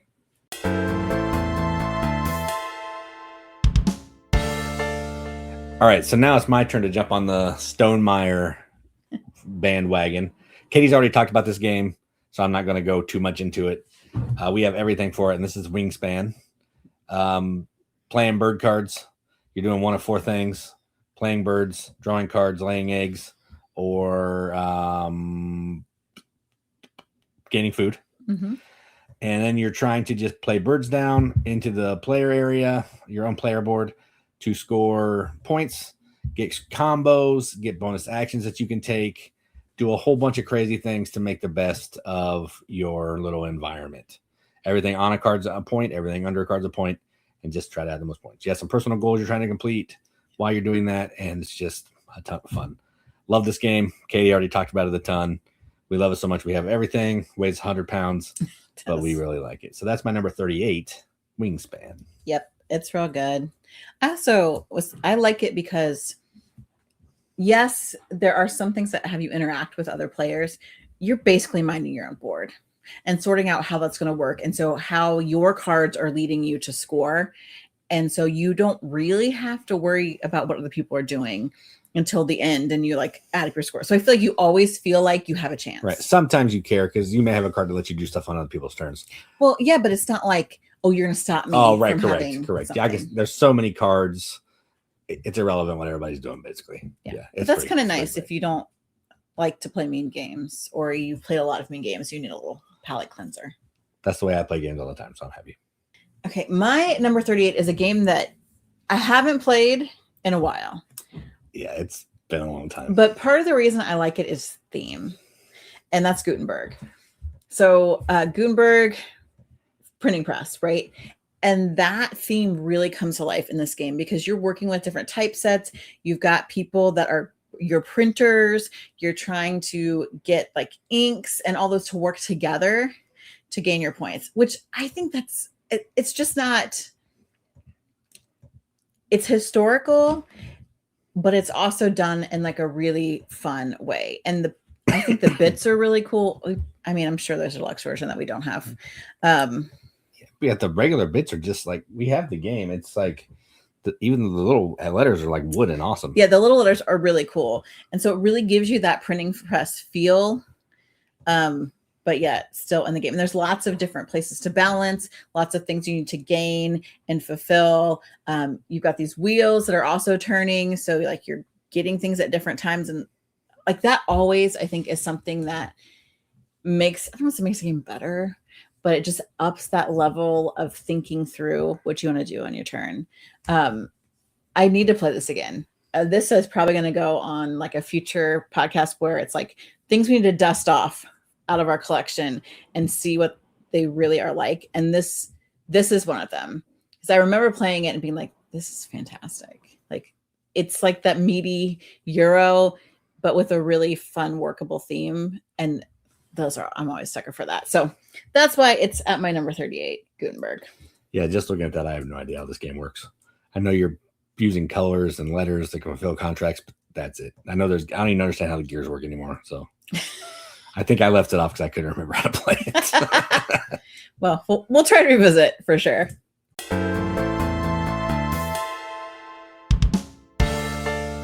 All right, so my number 37 is a game that we've had for a long time. We actually found a copy at a local game store when they didn't exist. Well, they obviously did because we bought one. That you couldn't find them anywhere. And it's Dinosaur Island. We also have the expansion, 2 big boxes. But this is basically Jurassic Park, the board game, with crazy 80s color schemes and like punny names for all of the restaurants and stuff. Like there's a restaurant called Clever Grill, all that kind of thing. Triceratops. Yeah. So you're drafting dice, and you're going to use those dice to collect DNA. Maybe earn some points, do some other things with the dice. And then you're going to use all of your scientists. You're going to put them on your little worker board, and you're going to make dinosaurs. You're going to increase your security. You're going to maybe buy some people, like some workers. You're going to hire them. Hire some workers because you're going to need their powers and stuff. And then guests are going to come to your park. And they want to look at your dinosaurs. Each dinosaur exhibit can have a certain number of guests that can go to it. But if your dinosaur's security is not good enough, and you're excited, if the danger is higher than your security, dinosaurs are going to eat people. Because, you can't have Jurassic Park without people getting eaten. That's true. But this is and then you're trying to meet some in-game goals. It's a fantastic game. It looks like it's a lot, but you break it down into phases, and it's really not that bad. But it's really fun. It's a ton of fun making the dinosaurs. A ton of fun collecting the stores and the shops and the restaurants. I just enjoy it a lot. We don't play it a lot anymore, mostly because I hate setting it up. It's kind of a pain in the neck, but I love it, and it deserves a spot on my list. So number 37, Dinosaur Island. I can't believe that this is this high in your list. I don't know. Every time I see it, I'm like, man, I love this game. I mean, I really like it, and I think it's been up in this area before on my list, but it is not this time. I know. But it's a very good game. It is a lot to set up. And then especially if you introduce new people to it, they're like, oh my gosh, what are you doing to us? And we're like, no. Just wait. I'll teach you in phases. It'll be easy. And if you've seen Jurassic Park, you basically know what you're doing. And what's going to happen. Or you played Roller Coaster Tycoon. It's just that, but with dinosaurs. Correct. So it's very easy to get people to play. And it is really fun. My number 37 is continuing my theme of historical, cool themes that I love that someone actually used in a board game, and it's Genotype. So Genotype is really pulling on that classic, like Gregor Mendel and the pea plant experiments that he did to learn about genetics. And so you're basically doing that.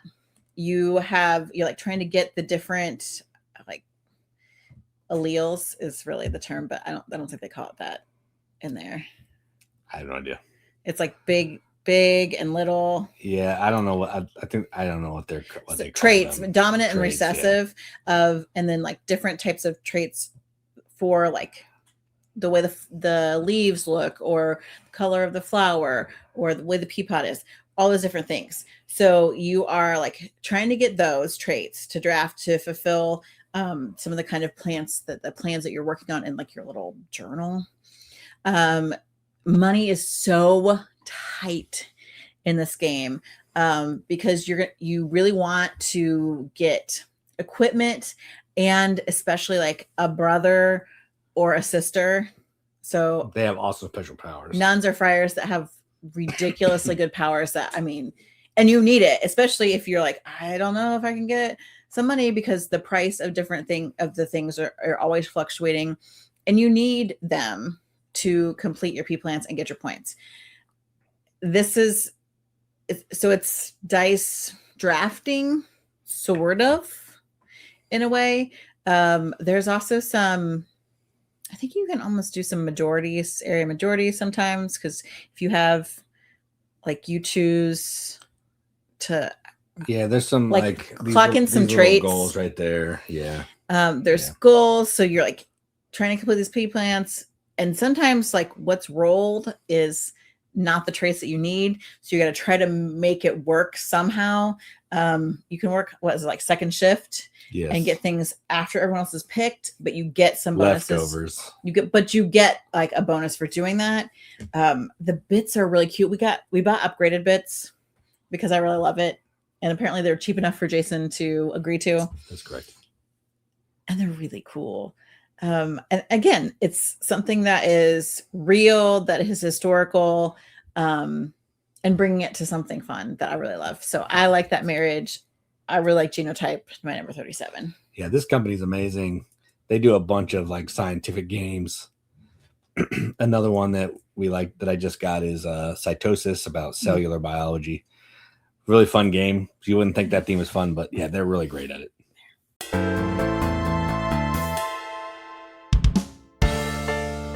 All right, my number 36 is a game we've had for a long time. It's a Days of Wonder game from Bruno Catala, and it's called Five Tribes, the Gins of Mancala. No one calls it that. It's Five Tribes. And this is a Mancala game.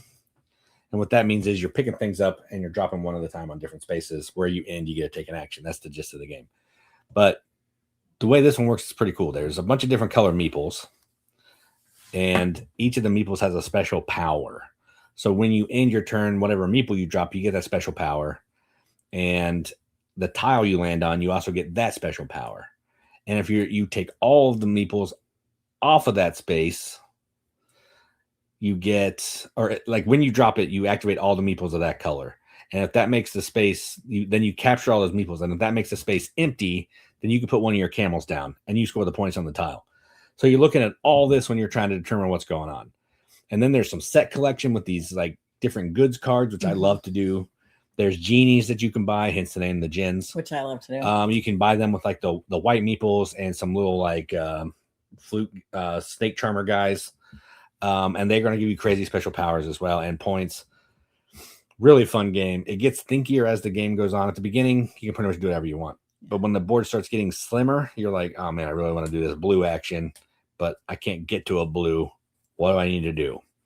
And you're just trying to score as many points as you can the best way you can. There's some bidding for turn order, which could be important. I don't really care about it that much, but maybe you could. But it's a fantastic game. Super fun. We haven't played the expansions. I don't even care if I do, because the game is just fine the way that it is. So that's my number 36, Five Tribes. Very good. Classic game. The bits are like my favorite thing. I like to play with the camels and the oasis and the like little, I don't know. There's a palace. Yeah, the little palaces. I love that. But it also, again, multi-pass to victory is what I love about it. Like, you know, Jason's always collecting the cards. I like to either collect the genies or collect like the viziers that are like points by themselves. There's also an assassin, so if someone starts running away with some of these points, you can kill the meeples. So it has a little bit of check and balance in it too. Yeah, it's good. Really good. I don't know where it is on mine. It's not my next. My number 36 is another classic game that we have had for quite some time with an ugly box cover. No way, that box is amazing. Kidding, say that with a straight face. I know. We have lots of ugly box covers, and this is right up there. That's Concordia. Concordia is a classic trading in the Mediterranean kind of themed game. That's exactly what it is. Yeah. We're going around and putting outposts in these different areas around the Mediterranean. In order to produce goods, you're going to then use those goods to build in other places. Everyone has a hand of cards of all the same cards, and you're using those to determine your actions. I love that, because then you kind of know what other people still have to do, if they're going to move to a place that you want, if they're going to take a card that you want. Also, my favorite thing is that you're buying cards also throughout the game to add to your hand, to give you more actions, better actions, play off others' actions. But those also all contribute to final scoring. And that's like, I love in-game scoring. I'll do what I have to do in the game, but I keep my eye on the finish line, this in-game scoring. And this, like, to me, is so satisfying of in-game scoring. This is another one we just recently taught. Do we teach both Mark and Jamie? They never played it before. Maybe one of them had played. No, maybe not. Yeah, no, I think Mark had played, but Jamie, I know, hadn't played. Yeah, and I mean, we've introduced it to a lot of people. It is just so good every time. It actually has pretty decent bits. It looks great once you get it out of the box. Like I think the board is and all that stuff looks great. Yeah, It's just the box. Just don't look at the box cover.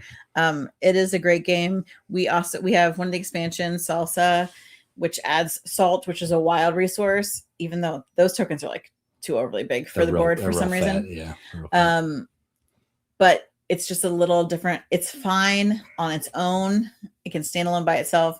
I do like the expansion some, but it is a very good game. So that's why it's my number 36, Concordia. Yeah, actually I have 3 games of this going right now on Board Game Arena. It's so good. It's probably higher on my list. I would be 100% sure that is accurate.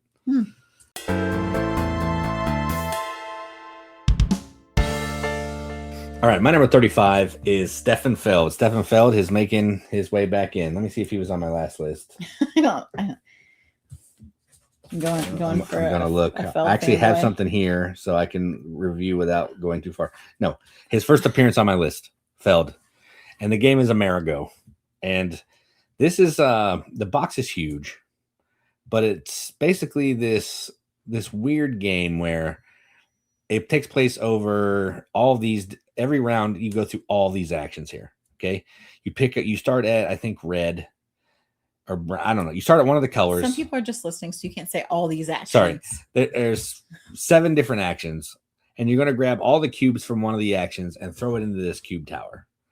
Whatever comes out are the actions that you're able to take. It could be all the same color you threw in. It could be none of the color that you threw in. But it's all the actions are available, the colors that come out, and the strength is whatever color has the most. Mm-hmm. So if you want to do red, but there's 5 blacks, then you can do red at strength of 5. As long as there is as there's a red cube. Or a white, because a white is wild. That can function as different colors based on where you are on a track. And you're trying to do all that. You're trying to get cannons to fight off these pirates. You're trying to build these different tiles on this map to get your trading post out and collect different resources, because you're going to score multipliers based on kinds of resources that you get. It's kind of a simple game to play. Really, there's like 6 different actions, and the actions are pretty simple. Mm-hmm. But how you're going to go through that to get all the points that you need is a challenge. It's really fun. I love throwing the cubes in the cube tower. The cube tower is a gimmick. You know how I feel about gimmicks. It could just be a die or something, some other way that it could happen. But the cube tower is a ton of fun. And I know this isn't my favorite Feld game, but I do love it. And I kind of want to play it again. Actually, it's been a minute since we played it. So that's my number 35, Amerigo. I always forget this is a Feld, mostly because I don't remember any designers, except for this is not. I know this is not my highest Feld, actually, but I do really like this game. Our highest Feld is probably the same one. Maybe. Yeah, I'm sure it is. I do. I resisted playing this for a long time, and then we played it, and then we played it several times. One time I played with Mike Picorni, and he like decimated us, but it was still really fun. Yeah, it may resurface later. My number 35 is Hadara.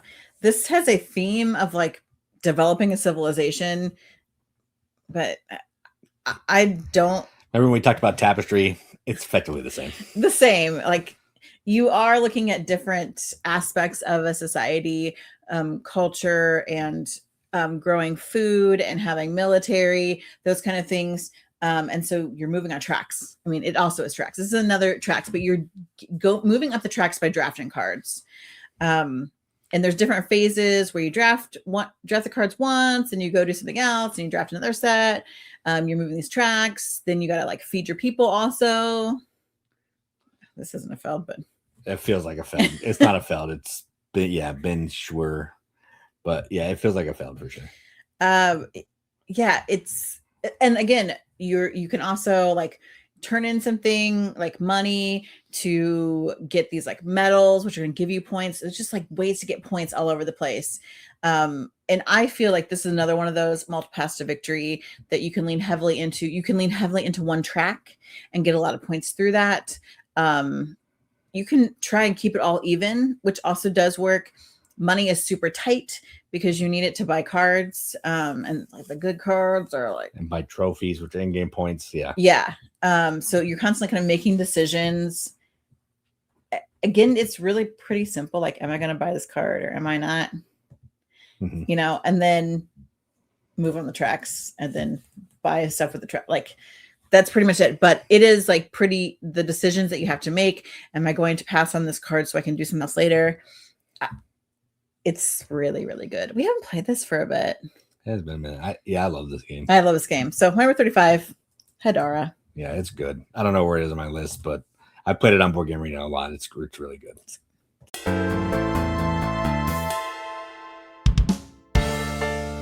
All right, my number 34 is actually a game. It might be one of the first games that we had from the Italians. I think it was like maybe not the first, but one of the first. Pretty close. And I was hunting for the old version because if you're looking at the video, what you're seeing is the new box. But the game is Council of Four. The new one wasn't out when we got the old one. Correct. It was the old one was out of print. It was hard to find. Yeah. So this is a game where you're basically, it's kind of like Ticket to Ride. You're collecting these different cards of different colors. And what you're trying to do is you're trying to influence these 4 councils. The councils are filled with different council members of different colors. And you have to play cards to kind of bribe these council members to take actions in their section of the board. Mm-hmm. And what you're trying to do is you're trying to get building contracts. Then you're trying to build using that contract. And you have to do 2 actions to be able to do all that. Well, you have to bribe to get the contract. Then you can just take an action to build. Or you can just bribe the King's Council, go straight to where you want to build, pay them some coins, and build without a contract. And you're trying to get a bunch of connections of your different emporiums. Mm-hmm. The more you connect, every time you build, you get a bonus. And every time you build to a connected one, you get all those bonuses again, which is pretty sweet. Yeah. And you're trying to just get as many points as you can. And if you can do all the different colors of buildings first, you get some extra points. Like there's some blue, some red, some orange, and some gray or something. If you can do all of those first, then you get some points. And if you are the first player to build in every territory, you're going to get some points as well. So it's really fun. It's really simple to play as well. If you can play Ticket to Ride, this is a great next step game because it takes some of that Ticket to Ride stuff and just makes it a little bit more gamery. And in the version we have, you can push the counters off the balconies, which is really awesome. You slide a new one in, the other guy or the lady falls off, and it's amazing. So this is a really fun game. We haven't played it for a minute, but I do really enjoy it. It's not necessarily a looker. Some of the bits are assistants look like vampires. I don't know. It's not a looker. You can have a vampire assistant. I don't see what's wrong with that. And it's a modular board for some reason. I don't know. It's not a looker, but it's a fantastic game. So that's my number 34. Council of Four. I think this is criminally low. I love this game. I love pushing people off. That's the best part. It's like the new one. You don't do that. This is big fat miniatures you set on the side. Boring. Who wants that? Why? Of all the things you're going to change, you're going to take the awesome pushing people out the balcony away. I know. Come on. Who knows? It will be. We will revisit Council of Four in the future. My number 34 is a game that I know several people I've introduced to that aren't like super gamers that love this game and want to play it with me. And Jason never wants to play it with me. But it's gotten better. That's not true. The last time I played it, I had a good time. It's gotten better because one of our wonderful listeners gave me 3D printed setups. That's true. That helped a lot. It helps so much, and I'm so grateful for it. It's Castles of Bad King Ludwig. I love this game so much. And as I've said multiple times, I don't care if I win. So you're building a castle. The Mad King has these crazy ideas of the rooms that he wants. You also have your own scoring opportunities as well. And there's a market of rooms. I'm like, what am I thinking? So there's a market of rooms, and if you are the master builder, you set how much each costs, because as a master builder, you get paid for the ones that are bought. So you do want people to buy them, but you also want to get the ones that you want. Every time I play, I always just do downstairs rooms. Every time. And I like to collect the brick rooms. Katie likes the downstairs rooms. I mean, they're so cool. And even there's a couple other variants of this. There's Between Two Castles, which has different rooms. It can be great. It's not terrible. I would rather play this. It's hard sometimes. The group you play with makes that. I think I had a bad experience. I'm a little gun shy of it now. But this one, I think is always fun, finding the rooms that you want to put in different places. And then also kind of going through those really like, I don't want to say deep decisions, but deciding like, where is this going to go so it can score the most points. Also, if you close off rooms, whatever type it is, you get a bonus from that. So kind of playing into those bonuses to get things that you need to complete your goals. That's all kind of wrapped up together. It's really fun. For a long time, we didn't play it very much because the setup is obnoxious. All these little squares of different sizes, putting them out. I'd highly recommend getting some kind of tray helper to do this, because then you just take the trays out and you're halfway there. I also would really like to get, I don't know what they call it, but there is a kind of flip and write version of this. I don't know what it's called. Do you know? The blueprints of yeah. or something like that? Yes. And it's essentially this game, but you are using colored pencils to different colors indicate the different kinds of rooms. And you're kind of putting it on this like grid paper that you have. But what's really cool is it's made really thin, so you can put actually the cards to the rooms underneath. So if you're shape challenged like me, you can make it exactly correct. And so it's just like an easier way, I think, of playing this game with less setup. So I'd really like to try it. Jason told me it's too expensive. It's like $80 for a roll and write. When I wanted it. That's too expensive. There's a lot of stuff in it. It should, the dice better be made of gold, or at least crystals or something. Have you looked to see if it's still $80? No, I haven't looked for a while. That was at the con when you wanted it. It was like $80 or $100. It was insane. I wanted it. But it is a really fun game, and I think it's easy to have a good time playing it with other people. You really get into the different rooms and stuff. So number 34, Castles of Mad King Ludwig.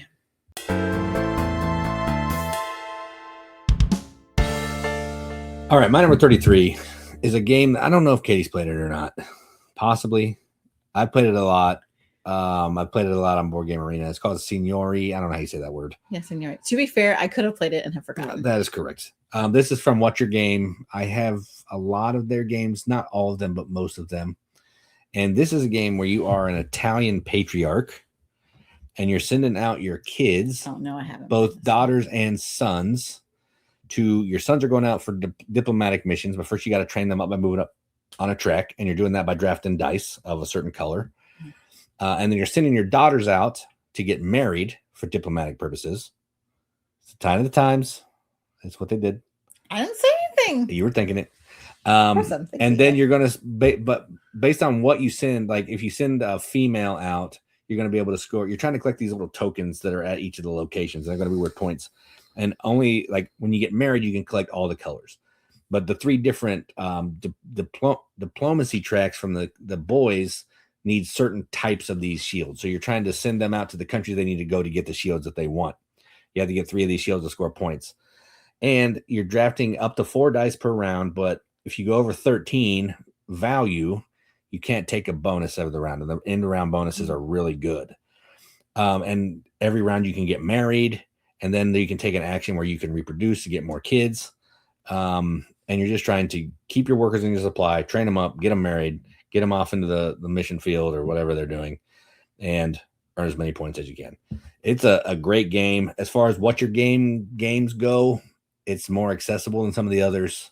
You're mostly just moving up on tracks and sending people out to the board. But it's still, the player board has a lot of stuff going on. One die can let you do like 17 different things. So it's still a beast, but it's more accessible. And I kind of I think the theme is interesting. I like the way that it all works together, and it's just a fun game. So that's my number 33, Signori. If it's one of the more accessible What's Your Game games, why have I not played it? I don't know. I played it. Why would you make the worst ones? I played it with Matt and Jamie. Well, you've only played a couple of them. We played Vinos, which is the best one. Xiangwo. Mm-hmm. And then I haven't played a lot of these with a lot of people. But I did play this with Matt and Jamie and Brandon and Josie. I thought you played it one time, but no. Yeah, anyway, that's Signori, number 33. My number 33 is a game that has a theme that I love because it has a theme. It does. No, it has a theme I love. I really love Asian themed games, and Iki is definitely one of them. So you are hiring artisans to go in this market. They kind of go about their business, and then eventually they will retire. And you're like kind of moving. You're moving your people along the street Yeah, where this market is. Rondo. Well, it's a rectangle. No, it's a circle. You go like this. But what you're moving up? Yeah, but that's still rondelle-ish. You're moving around in a square circle. Either way, okay, fine. Forget I said anything. It's a rectangular dell. That's not a thing. You're moving up and down the street. Rectangular dell. Yes. Oh man. So as you're moving up and down the rectangular dell, you can buy things from the different shops, right? Also, like, you own shops, and so you want to make sure you staff people in them, but that you're also like keeping them from being set on fire, which is another thing that happens frequently. You want people to use your shops because they get more valuable, right? But then also that moves your person kind of goes towards retirement when they use your shop. So it's like it's a balance that you have to keep there. There's also some set collection with like tobacco and pipes and fish. Yeah, I don't sort of know how that goes together, but I haven't. So I'm struggling because I haven't played this one as much. We have this one, but I've played the older one a lot more. The old version. I've only played the new one. You've only played this one. So I know that they played the same way, but when I look at this one, I'm like, I don't know what this is.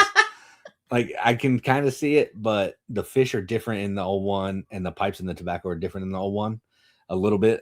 So I don't really know how they work in this one as much. But. So we do have two versions of this. Jason, for some reason, prefers the old one because the artwork is cool. It is very classic. If you're watching, I'll show you a picture of it. Very classic Japanese artwork.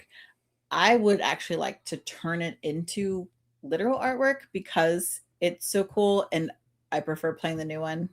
I also like little meeples. They look like they got their little yukatas on, or kimonos. I'm not sure which time of the year it is as they're walking around. A lot of things to balance and manage, but also lots of different ways that you can go about working your game as you interact with other people. I would like to play it more. Jason went off and played it a lot of times without me, which is fine. But at some point, yes, I would like to revisit it. Okay. It can be a little overwhelming for some people. So since when we game together or we game in a big group, Katie is often playing easier party games or gateway games and teaching them to people because Jason's like, I'm here to play games. And he wants to play heavy games, which this one is, I think, definitely towards that. Yeah, it's medium heavy. Yeah, it's more than a family game. Yeah. Yes, but it is very, very good. I love the theme. I love the bits. It's great. So number 33 is Iki. Yeah, I'll be talking about this later.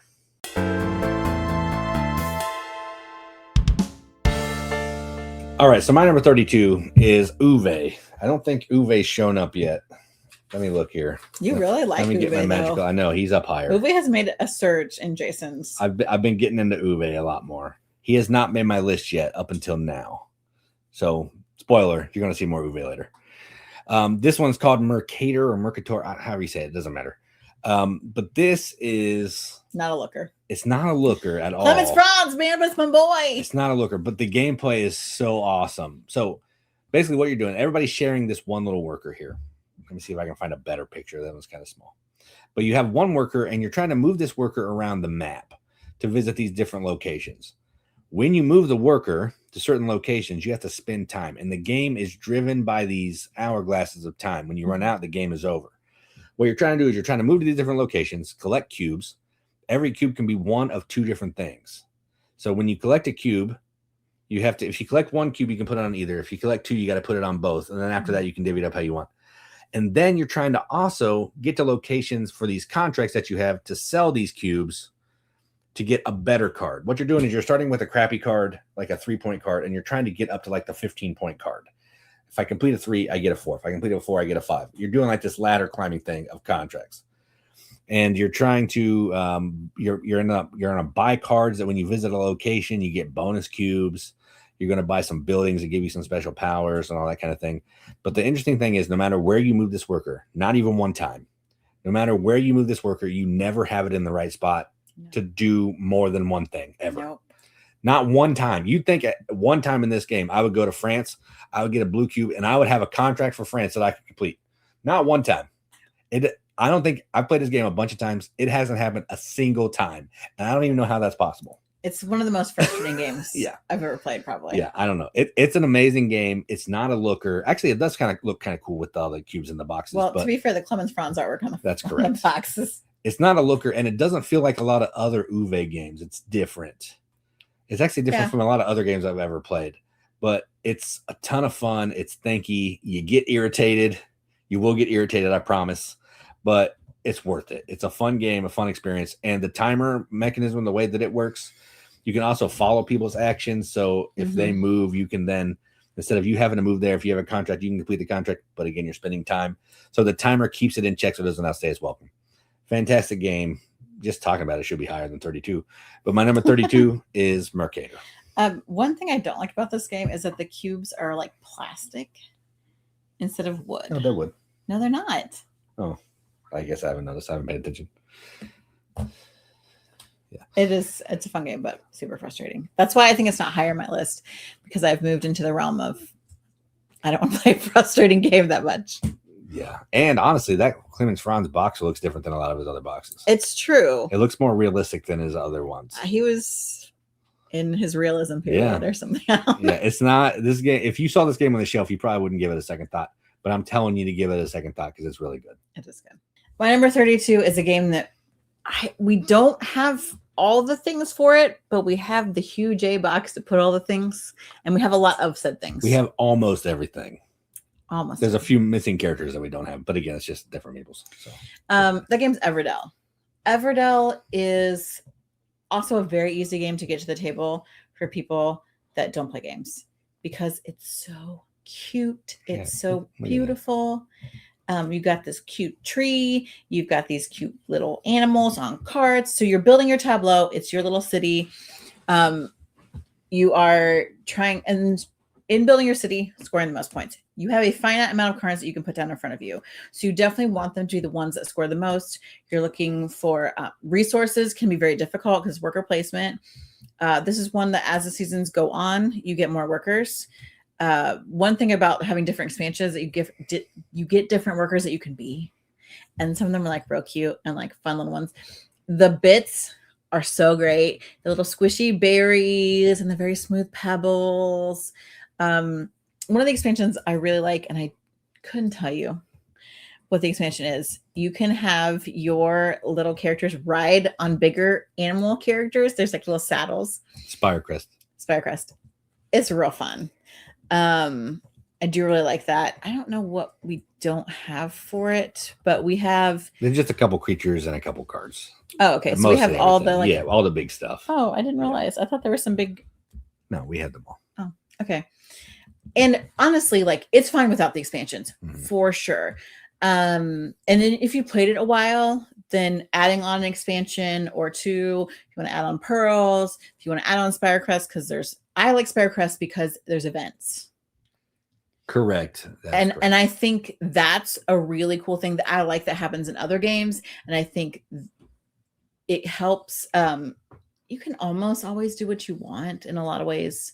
I mean, you run out of your workers, but it doesn't always get super blocked. But having an event that kind of changes the flow, I think is a really great kind of turn. It's so good. It's so easy to get out. The box is really heavy right now. Oh, I'll go back. There was a picture of riding the moose. Oh yeah, there's a little critter on the moose. That's fun. It's so cute. And they actually fit on there. I mean, I love like little fun bits to play with. I am always playing with the bits in this game instead of playing probably. But the artwork is cute. It's very Redwall kind of realm to me if you have ever read those books. If you haven't, you should. So it's my number 32, Everdell. Yeah, I do like Everdell. I don't know where it is, but I'm pretty sure it's higher. It might be higher up. It's at least in my top 100. I know that. Does Andrew Bosley do? What other things does he do artwork for? That's like. He did Tapestry. Okay. Not sure. There's some other big games that he has done, but this is his big one. I love it actually very much.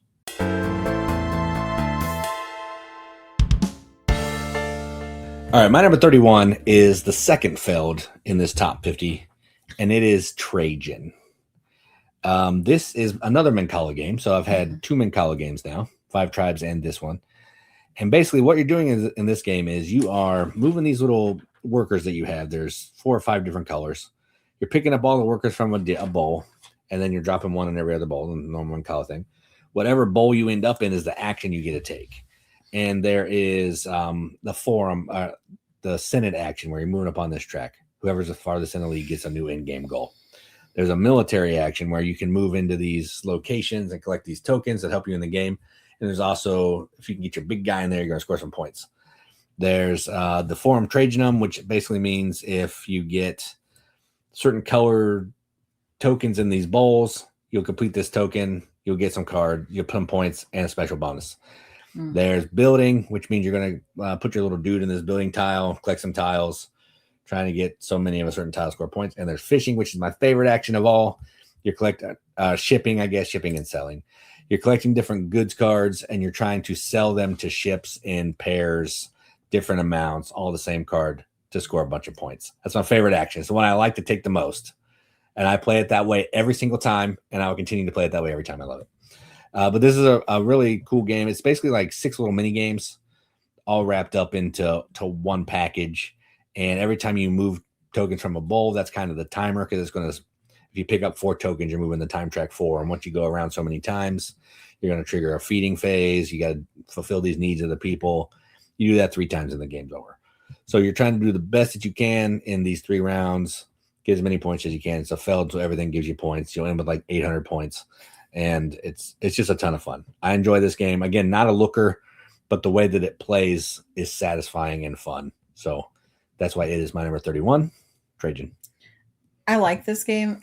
I'm pretty sure it's in my top 100, but not my top 50. Because I haven't played it as much. The feeding people, or like meeting their needs, that's the most obnoxious part. It is kind of obnoxious. I agree. I never can do it. Never. You can have everything you need, and then the things just don't come out. They want food, and you have military.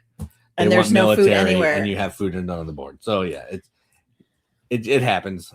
My number 31 is a game about dwarfs, and that's Nidavellir.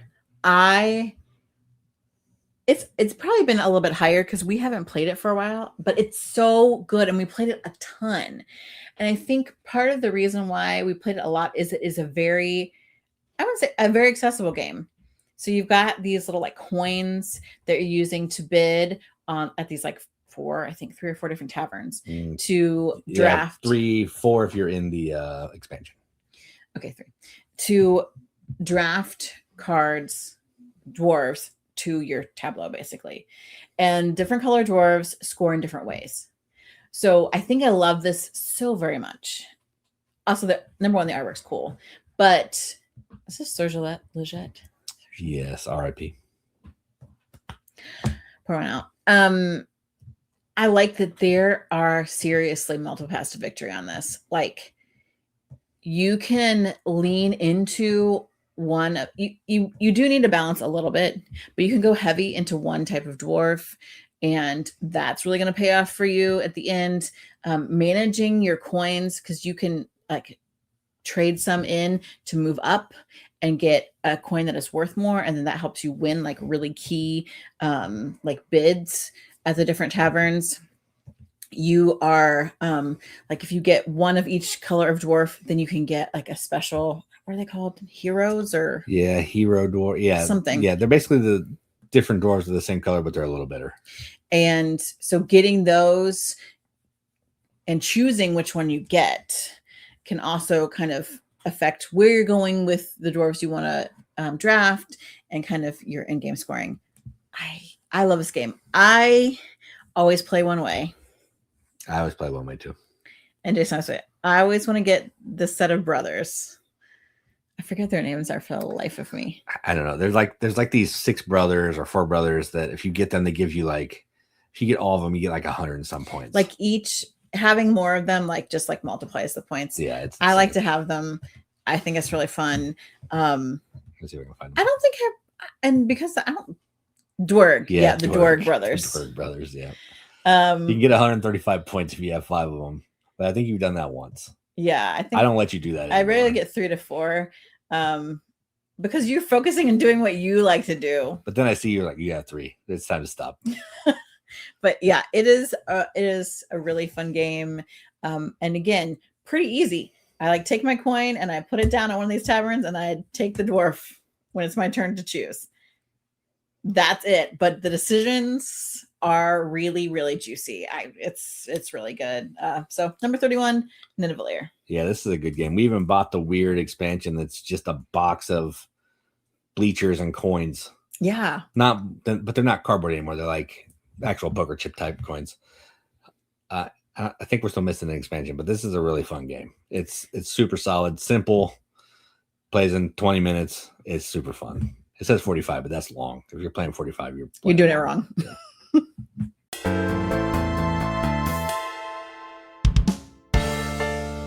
All right, my number 30, Katie's already talked about, so I won't belabor the point a ton, and it is Thebes.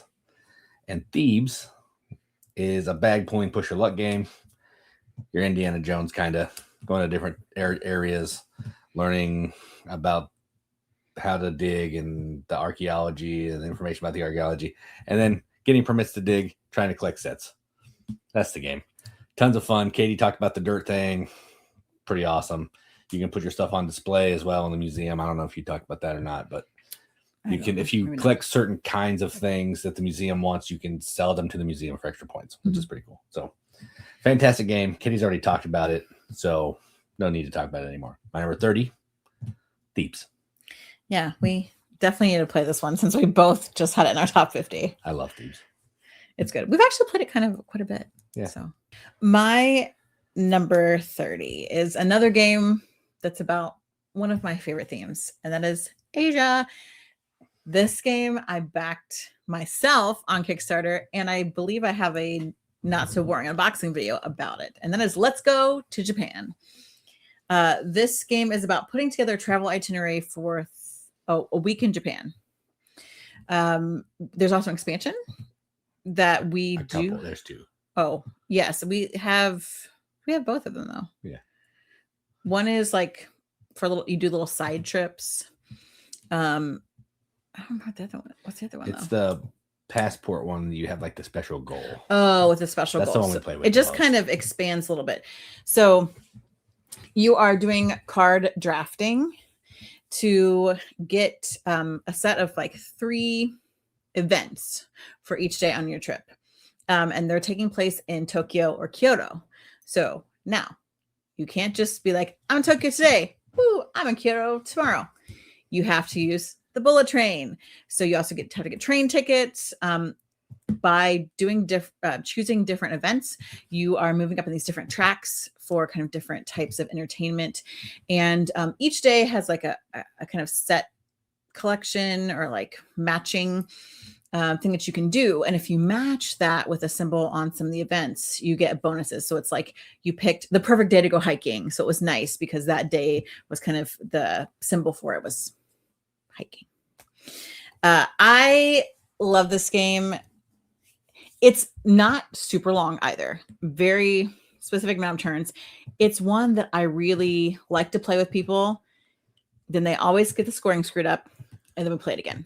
Well, the scoring is 50% of the game time. It's true.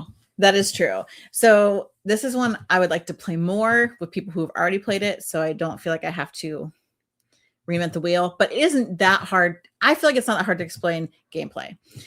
I feel like every time I do explain how to score it, but every time there's at least 1 to 2 people that missed how to score it. So we have to try again. But it is really fun. The expansions just add a little bit extra.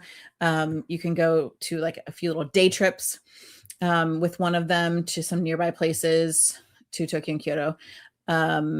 You can also then get like a special goal for you, which kind of just ups that a little bit for you. But the artwork is cute. I have really great bits because, of course, I went deluxe. But even I think the standard bits are nice. They just have just more wooden pieces. Yeah, I feel like I as far as I do know, they're coming out with some other Let's Go games. I think the other one I saw was Let's Go to. I think I saw France. Yeah, that sounds right. So I'm excited to see more of these, but of course, Japan, always gonna be a favorite. So my number 30, Let's Go to Japan. I do like this one. I don't think it's in my top 50. Sure Mostly because the scoring is a pain in the neck to teach. I don't know why, but it is a pain in the neck. I don't know why. It feels straightforward.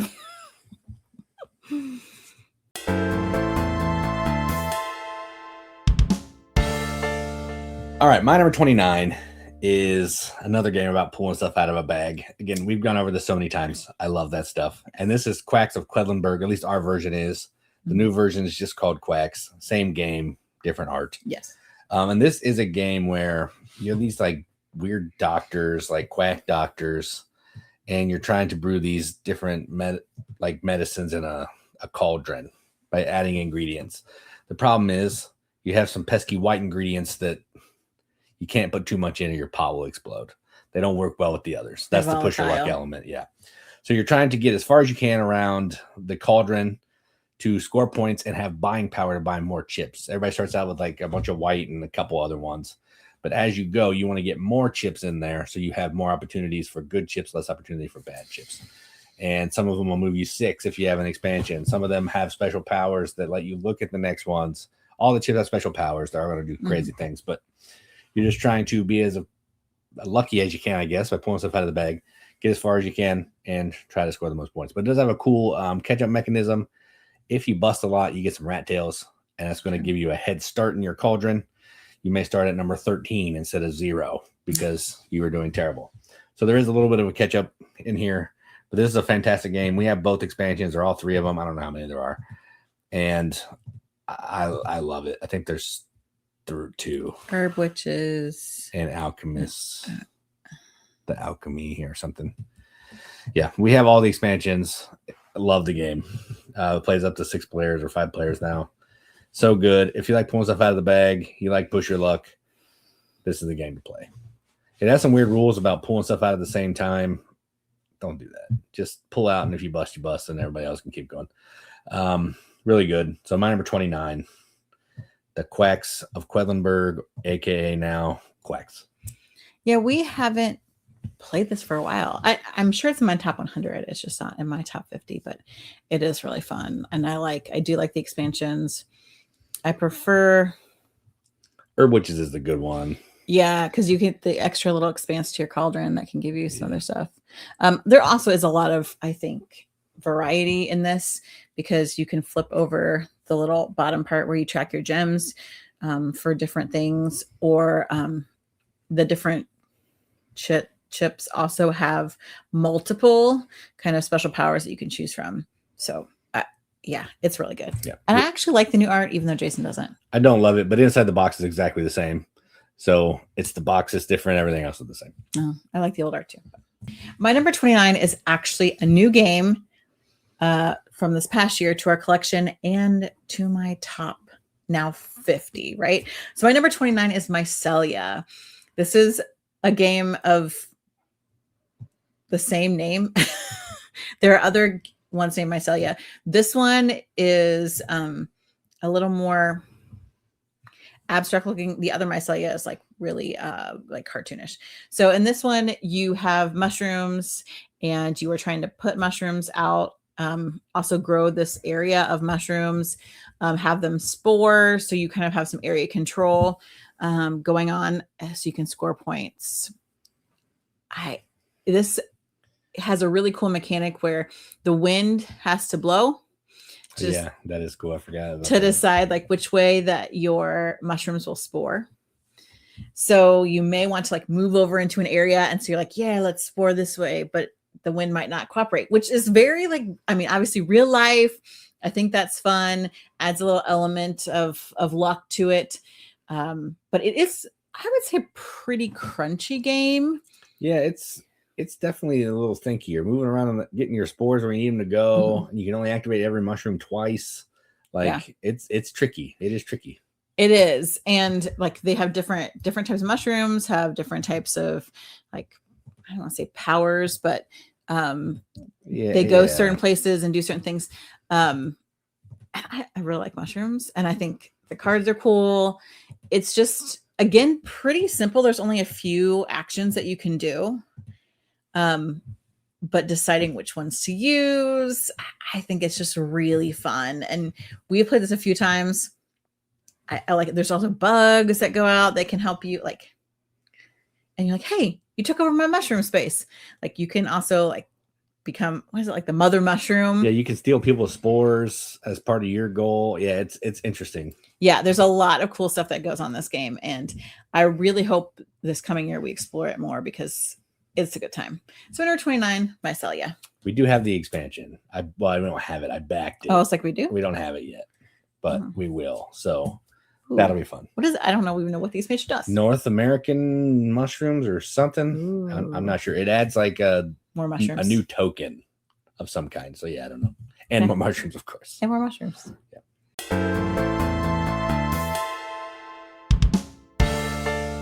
All right, my number 28. We're back to Stonemaier. We can't keep Stonemaier off the list. We have like every game mostly, and I like most of them. There are a few exceptions, but number 28 is Euphoria, and this is one of the early Stonemaier games. I'm not sure if it's the oldest, but it's one of the earlier ones. And this is one of the first worker placement games that did the bumping mechanism, where you can go to a space where somebody is, you bump them out, and they get their worker back. But in this game, it's a dice placement game, and it's basically a race. It's a race to get all these stars out on the board. You're trying to get 10 stars out on the board or something like that. So you're placing dice on the board. You're trying to dig in these tunnels. You're trying to collect resources. You're trying to collect different tokens to fulfill these artifacts. You have some hidden identities that once you get to a certain level, you can flip your identity and you get to put a star on it. It's just a really fun game to me. Katie doesn't like it as much.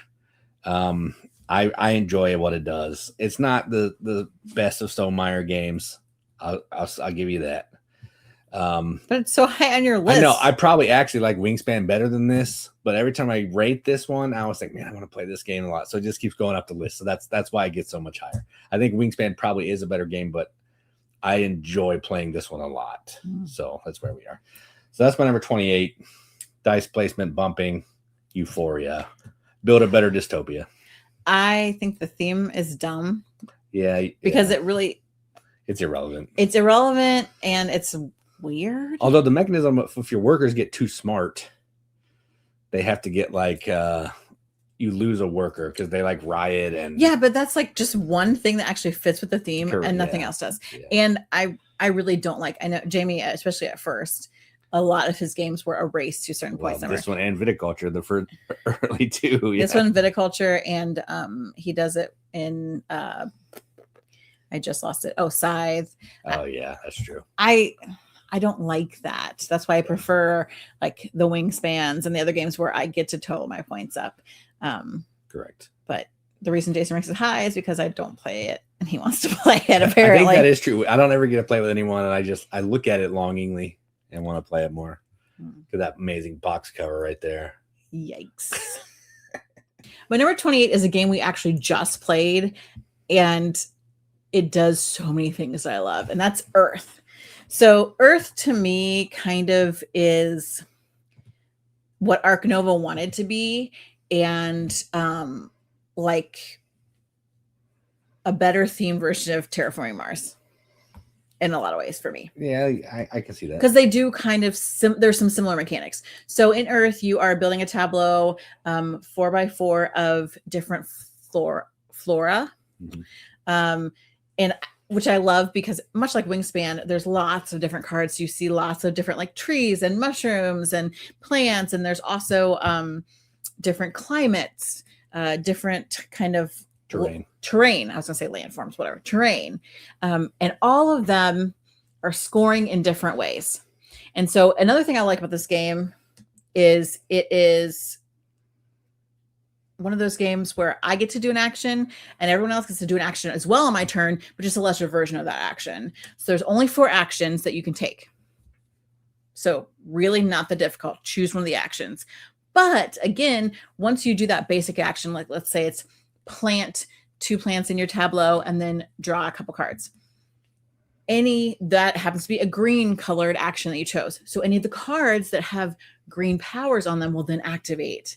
So you can then potentially like have a big turn where lots of things are happening, where you're trying to, grow more like sprouts on your different plants, or make your plants grow up in height, because all of those things are points. There's just points, points, points everywhere in this game. I really like that. It's also like the ultimate, I'm playing my tableau and you're playing your tableau. We're not really being mean to each other. We're doing our thing. And at the end, we count our points, and whoever, worked their tableau the best wins. That's how I like to finish a game. It's multi-pass victory. I like the theme. Again, it's not space. So yeah, this is real good. And that is my number 28, Earth. Yeah, this is good. When we just played, I was like, man, this looks awesome on the table. Everybody was doing their own thing. Like Jeremy was just composting. He had like 100 cards in his compost, like 60, but still, it was a lot. And we were all just kind of doing our own thing. And it was pretty close, all around, which was fun. Yeah, this is a great game.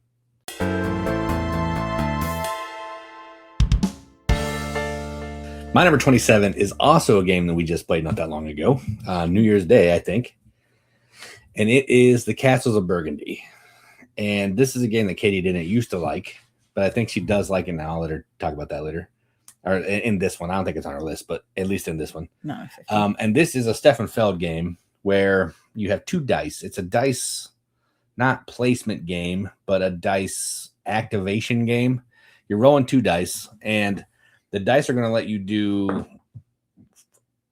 like 4 different things. You can take a tile off of the main center board based on the number on the die. So if I roll a 4, I can go to the 4th section, take any of those dice, put it in my storage. Or I can take a tile from my storage and put it on the board using that number, as long as the tile can go there. There's like brown tiles that go in brown, blue that go in blue, all that kind of thing. And then when you place a building onto your board, you get like some kind of special benefit based on what the building is. You're trying to fill in different color groups. You're trying to do that first. You can get extra points. You're trying to get these different goods that you can ship off. You're trying to get these little worker tiles because that lets you manipulate the dice. You're trying to get silver coins because those are impossible to get. So you can buy some tiles from the black market. And you're going to do that over like 25 turns. That's it. 5 rounds, 5 turns. And whoever has the most points is going to win. And you're going to end with a pile of points because everything you do in this game gives you points. It's so fun. I love it. Played it on Board Game Arena a mess of times. Love it in real life. I like this version of it. If you're watching it, I like this older version of it because I'm familiar with the tiles. There are other versions where the tiles are just tweaked, and I don't know what those buildings do. So I like the old version. They all play the same. So whatever you want. This is a fantastic Feld game. One of my favorites. And that's why it's number 27. It is not my top 50, but yes, this is a second chance game that I played. And since I gave it a second chance, I played it at least twice. We played it twice in like a couple months, which is a lot for games because we have so many. Yeah. Yes, I really enjoy this, especially when Jason was talking about there's only 25 turns. So each turn you're trying to maximize what you're doing. Like if I can draft a tile and place it, and then it's going to complete a group so I can get this bonus. So then I can use that to maybe get something so then I can buy from the black market and place that. Like you're trying to hit those combos because you're trying to make them the best of those like 25 turns.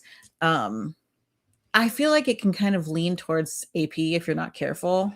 It can. I mean, you have 6 things on the board you can take from with like 6 tiles on every spot if you're playing a 4-player game.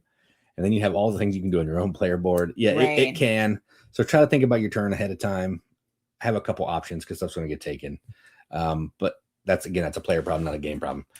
So, well, yeah, but I mean, I try to have my turn ready, but sometimes I'm like, ooh, I could do that. Or somebody took that, so now I need to figure something else out. But yes, it is really fun. It has definitely grown on me. It is no longer on my I hate this game list. You hated it a lot, but I'm glad you like it more now. I do. My number 27 is a game that we didn't have for a long time, and I wanted so badly. And then there was talk about, oh yeah, they're going to reprint it, but it's going to have this other theme, this video game theme. Yeah, that's lame. And I was like, please, no. And this is Pret-a-Porter or Pret-a-Porter. We actually got this sent from a listener. He signed inside of the box too. It was awesome. So Just wanted to mention that because that was really nice. Yes, otherwise we probably still wouldn't have this game. This game, you're basically running a fashion house, which I think is really cool. So it's and it's every part of the fashion house. Like it's getting your fashion line together. Like what kind of fashion do you have? It is having people that are working for you, like maybe they're in marketing or they're in the back of the house doing accounting, and they're giving you like special things to help in the different phases of the game. You have to sell it, make it marketable. Like there's all these, it's just so all encompassing. It in some ways reminds me of Smartphone, but I think Pret-a-Porter does it way better. Also the reprint, the new art is real cool. Yeah, this is the new one. It's real cool. This is thinky in a lot of ways, so I think that's why we don't play it as much. Also, one of our friends, he's real bad at it, and so he never wanted to play it because I always beat him. Brandon, you know I'm talking to you. But yes, like it requires you to kind of piece together all these different steps of the process, but that kind of balancing act is found in a lot of games that I really love. So this, plus that it's the fashion theme, plus the really cool bright colors and artwork, it's a no-brainer for me. Number 27, Pret-a-Porter or Pret-a-Porter. Yeah, I would love to play this more. I mean, it's at its heart, it's basically a set collection game, but the way you're doing that is a lot harder than it seems. Kind of reminds me like the Gallerist, where you're running the gallery and you just have 4 things you can do, which is really like 100. That's kind of how this game kind of functions too. You're drafting some cards, but then the cards let you do a whole bunch of other crazy things. Right. Such a good game. I love it. I don't know where it is on my list. Probably not this high because we haven't played it a lot, and it's probably true. It makes me sad. It is sad.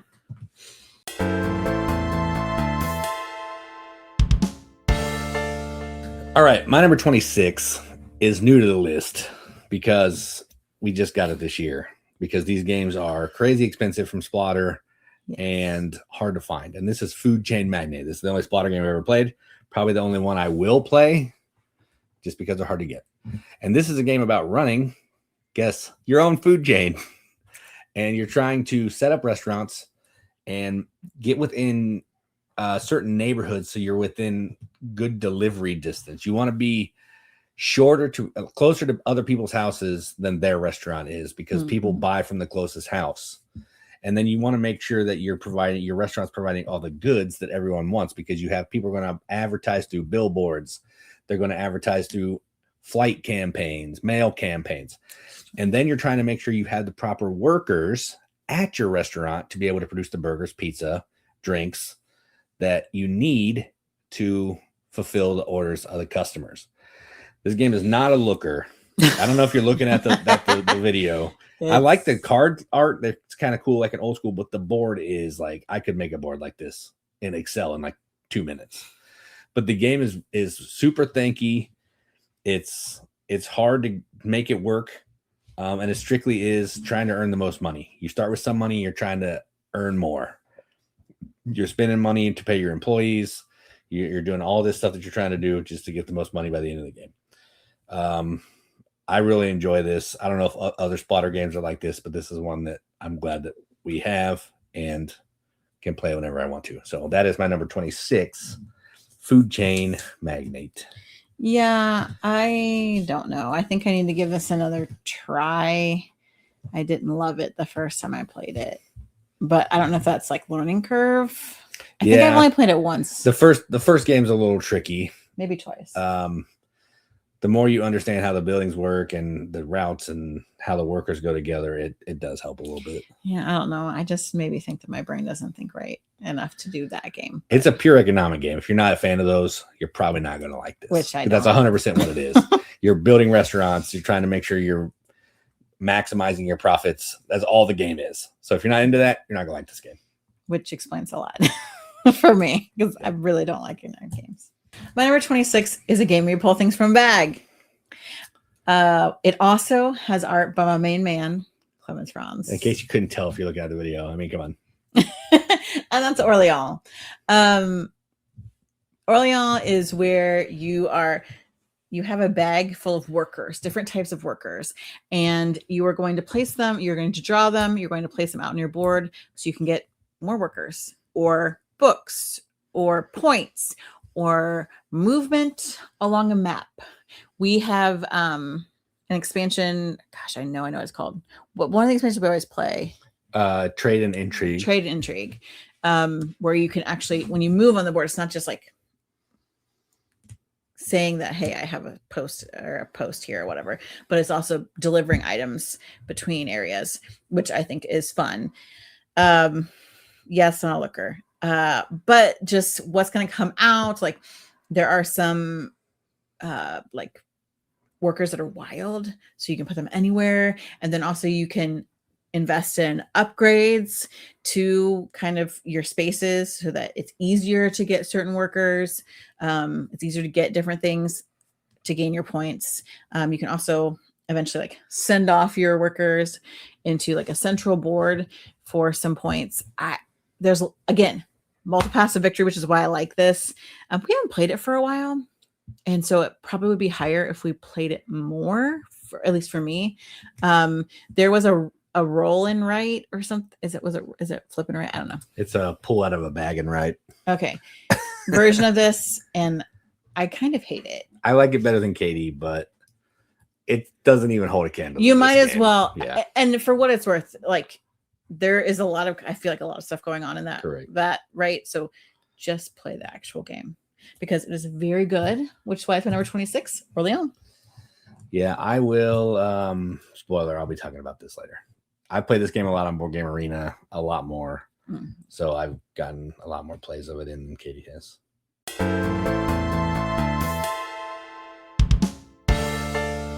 All right, my number 25, and the last one of this big section here is Broom Service. And this is one of the few games that I want to play at maximum player count. Shocking. And that's 5. And the reason I want to do that is this game is, everyone has a hand of like 12 cards, but you pick 5 every round. And when it's your turn, you're going to pick a card and you're going to say, I'm going to be a brave version of this card, which means if you're the only person to play it, you get to do a really strong action. But if somebody else is brave, you don't get to do anything. Or you can be cowardly and do the action, but a weaker version. And if I play the card and somebody else has the card in their hand, they have to play it. So maybe you're planning this, you want it to go in this certain order. But by me playing the card, it's completely throws your whole entire order off. That's kind of the crux of this game. And what you're trying to do is you're trying to deliver these different potions to different castles on the map. You're trying to use wands to get rid of some of the weather clouds for points. If you're playing the expansion, there's some bonus sections in the corner that you're trying to collect. But even without that, it's fine. But you're just trying to deliver stuff and get as many points as you can. There's some events that happen each round that maybe if your witch or druid is on a certain type of terrain, you lose points. If you have a certain number of clouds, maybe they'll give you positive points. And you're just trying to be the best witch and druid that you can be. But the brave and cowardly thing is so fun. If somebody calls like the weather fairy and you're the last player and you have it in your hand, you get to do brave and you don't even feel bad about it. But like you always want to say brave because it's amazing, but you can't do it early or someone's going to slap you around. So yeah, I love this game. It's one of my favorite Pfister games. He has a co-designer too, but I didn't realize this was a Pfister game actually. It doesn't feel like him as much. So I think the other designer probably did most of it and Pfister came in and maybe helped. But yeah, I love this game. Play it at 5 players all day. And one I'll gladly play if anybody wants to. And that's number 25, Broom Service. I think this is another second chance game for me. I played it once and I was like, but every time since then, I was like, you've played it more than once. Yes. Yeah. Okay. I've really enjoyed it. And it's fun because you're kind of like, oh man, why'd you take that? Why'd you do that turn? But you're unintentionally being mean. Right. You don't know what people have. Right. So it feels like you're not, right. You can't really be upset about it. I mean, you can, but it doesn't do any good. Right. Because it's all in good fun and it's probably going to come back around anyway. The events, I will say, I love those. I think that really mixes things up really well. There was one time there was an event and you could sit out the whole round. And if you did, you got like so many, like 20 points or something. Yeah. That won me the game. Pretty awesome. I was like, yeah, I'm doing it. Nobody else. I was like, whoa, this is giving me some good points. And I did it. I was like, that's fine.